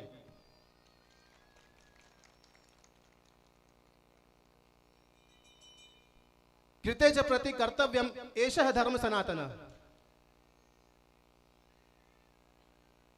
सनातन धर्म क्या है? बहुत सारे व्याख्याएं हैं, उसमें से एक व्याख्या यह भी है कि जिन जिन का हमारे ऊपर उपकार है, चाहे वह प्रकृति का वृक्ष हो, या धरती माँ हो, या जल हो, और भी जो भी हमारे पंच तत्व हैं, वो सब कुछ दे ही जा रहे हैं, दिए ही जा रहे हैं, दिए ही जा रहे हैं, कभी आपसे नहीं मांगते हैं। वो देवता के स्वरूप है। वैसे ही हमारे माता पिता देवता के स्वरूप हैं, क्योंकि वो अपने आप से अपेक्षा नहीं रखते हैं। तो फिर यह गाय जो सर्व देवमयी कही गई है, सारे देवताओं की स्थापना है, बुद्धि, विवेक, करुणा। करुणा की एक छोटी सी कथा मैं आपको सुनाकर इसकी पूरी पूर्णता बताता हूं। आपके यहां सभी के यहां लगभग देसी गाय है। जिस दिन इसका बच्चा मरता है, उसके साथ ही आप देखेंगे उसके यहां से पास से जो दूध था वो चला गया। अब वो अपने बच्चे के लिए ही रोती रहेगी। जिस दिन उसका बच्चा मरता है, वो खाएगी भी नहीं। और वहीं पे अगर किसी के पास जर्सी गाय नहीं है, तो वो देखेंगे कि उनका बच्चा मर जाए या आसपास क्या हो रहा है उससे कोई मतलब नहीं, वो उसको जितनी खुराक चाहिए वो खाएगी। तो ये इससे बड़ा वात्सल्य का प्रमाण क्या होगा कि जिस हम गाय की बात करते हैं, वो इतने सर्व गुणों की स्थापना करके बैठी है, वो हमारे घरों से जाकर के सड़क पे कचरा पन्नी खा रही है। तो क्या हम आज भोलेनाथ जी के इस विशेष उपक्रम को सफल बनाने के लिए, इन बच्चों का जो प्रयास है गौ सेवा का, उसको सफल बनाने के लिए कुछ संकल्प ले सकते हैं? तो आज एक संकल्प जरूर लेंगे कि हम एक गाय की सेवा या रक्षा जरूर करेंगे। जो भी यहाँ पे गौ सेवक उपस्थित हैं, यहाँ पे एक बार खड़े हो जाएं।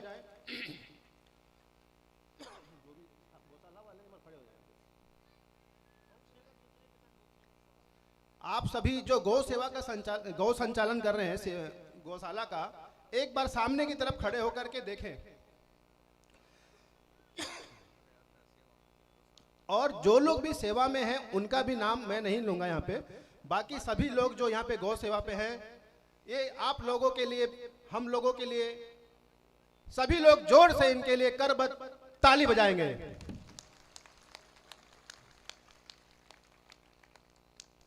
आज इस मंच के माध्यम से, मेरे मुख के माध्यम से इन गौ सेवकों के लिए, ये सभी लोग आपके घरों पे जाया करके एक गाय का गौ सेवा अभियान के तहत या एकता अभियान के तहत आपसे प्रार्थना करने आएंगे कि आप भी एक गाय की सेवा लें, या क्षमता है तो अपने घर में रखें, और या तो एक गाय की सेवा इस गौ सेवा में दें। तो आज आप लोग इन बच्चों के लिए एक प्रेरणा दे करके पुनः संकल्प लें कि हम लोग इस गौ सेवा एकता अभियान का शंखनाद एक गौ सेवा करके ही शुरुआत करेंगे। सब लोग उठा करके समर्थन करेंगे तो मैं समझूंगा कि आप लोगों ने इस बच्चों का समर्थन किया है। सब लोग दोनों हाथ उठा के समर्थन करें कि हम लोग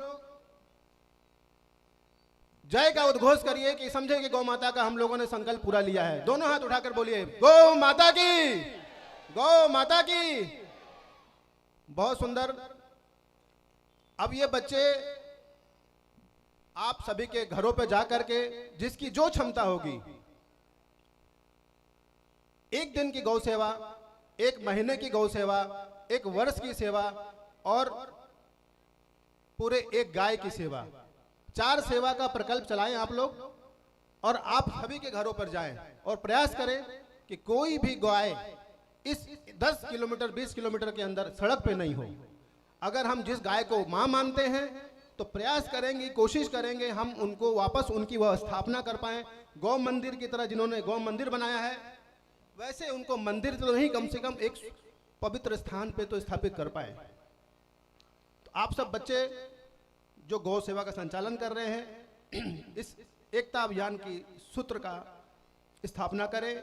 आप एक फॉर्म बनाएं, एक गाय की रक्षा का, और इसके माध्यम से आप लोग नई पहल करें।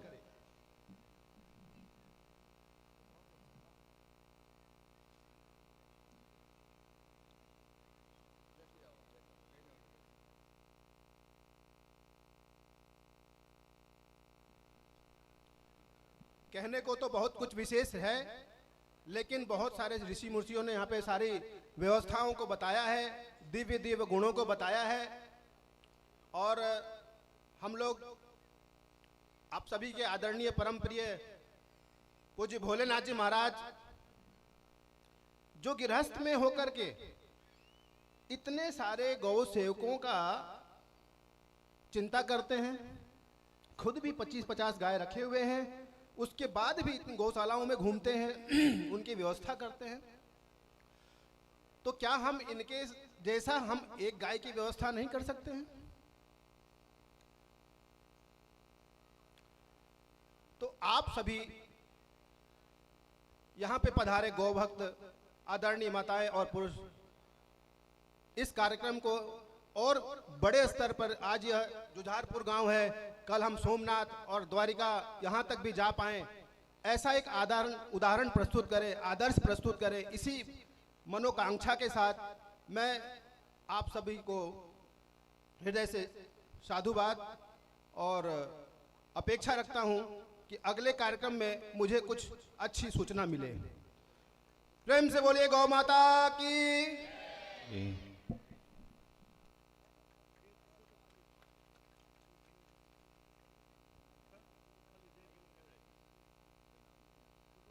આપણી વચ્ચે આ સમાપનમાં આપણે ડૉક્ટર મહાદેવભાઈ પ્રસાદને વિનંતી કરીશું. આચાર્યશ્રી એવં મહાદેવ પ્રસાદ આચાર્યશ્રી આપણને સમાપન વિધિ કરશે.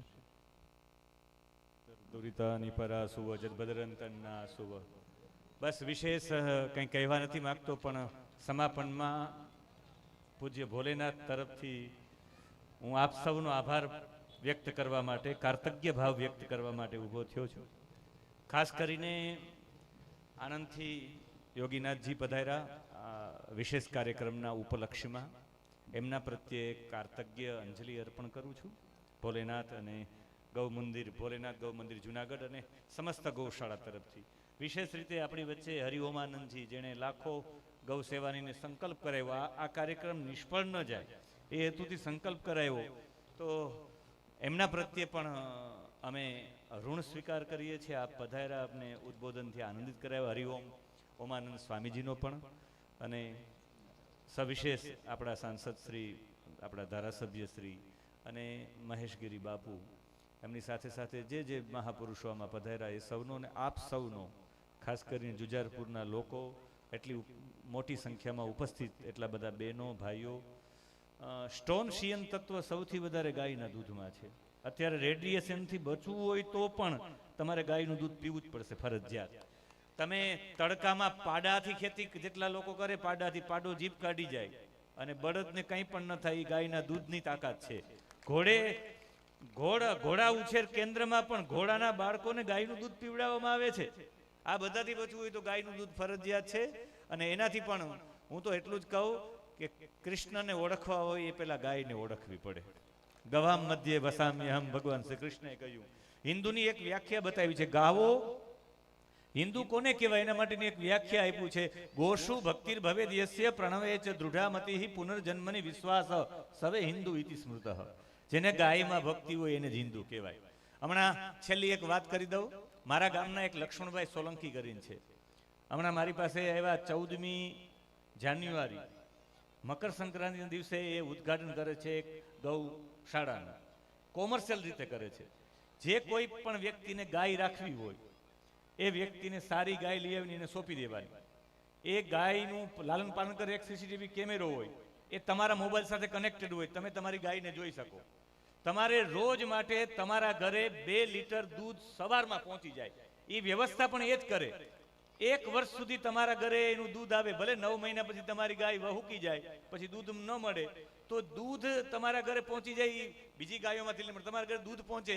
તમારે ગાય આપવાની અને ગાયનું પાલન પોષણ થાય એના માટેના અમુક સંખ્યા રાખી, અમુક રૂપિયા રાખ્યા એમણે. એટલું ધન આપો તો ગાયની સેવા થાય. મને એમ છે એ બાને લોકો ગાયોનું દૂધ પણ પીશે અને એ બાને ગાયોનું સંરક્ષણ પણ થશે. એટલે થોડુંક આધુનિકરણ કરવાની પણ જરૂર છે. ગાયનું ગોબર, ગાયનું ગૌમૂત્ર એના દ્વારા પણ ઘણું બધું ઉત્પન્ન થઈ શકે અને એવા પ્રયોગો થયા છે. તો ભોલેનાથજી તો કે મારો વિષય નથી બોલવાનો, પણ મારો એવો ભાવ છે કે ભોલેનાથ અહીંથી ઊભા થઈને બધાને જય ભોલેનાથ એવું કહી દે તો એ સૌ પ્રત્યે આભાર પ્રદર્શન થઈ ગયું.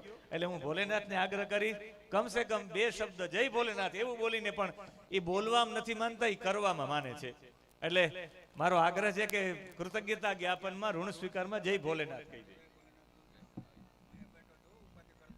જય ભોલેનાથ બધાયને.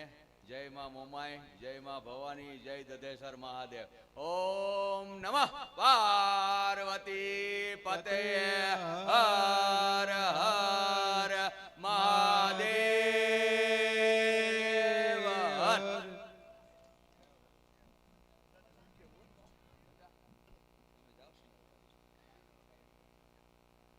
આજ રોજના આપણા આ સંતો અને મહંતોના કરકમલોમાં આજનો આ કાર્યક્રમ આપણે અહીં સમાપન કરીએ છીએ. આ કાર્યક્રમમાં આપણા ગામમાં સંતો અને મહંતો પ્રથમ વખત આટલા આપણને આશીર્વાદ આપવા આવ્યા હોય એવો કિસ્સો લગભગ મારા ખ્યાલ મુજબ આ ગામ માટે પ્રથમ હશે. આ ગામ લોકો ભાગ્યશાળી ગણાશે કે આટલા દૂરથી આપણને આશીર્વાદ આપવા માટે આપણા સંત અને મહંતો આવ્યા છે. એના કરકમલોમાં સત નમન કરી અને આ કાર્યક્રમને આપણે અહીંયા પૂર્ણાહુતિ જાહેર કરીશું. હવે પ્રસાદ વિતરણની વ્યવસ્થા થશે.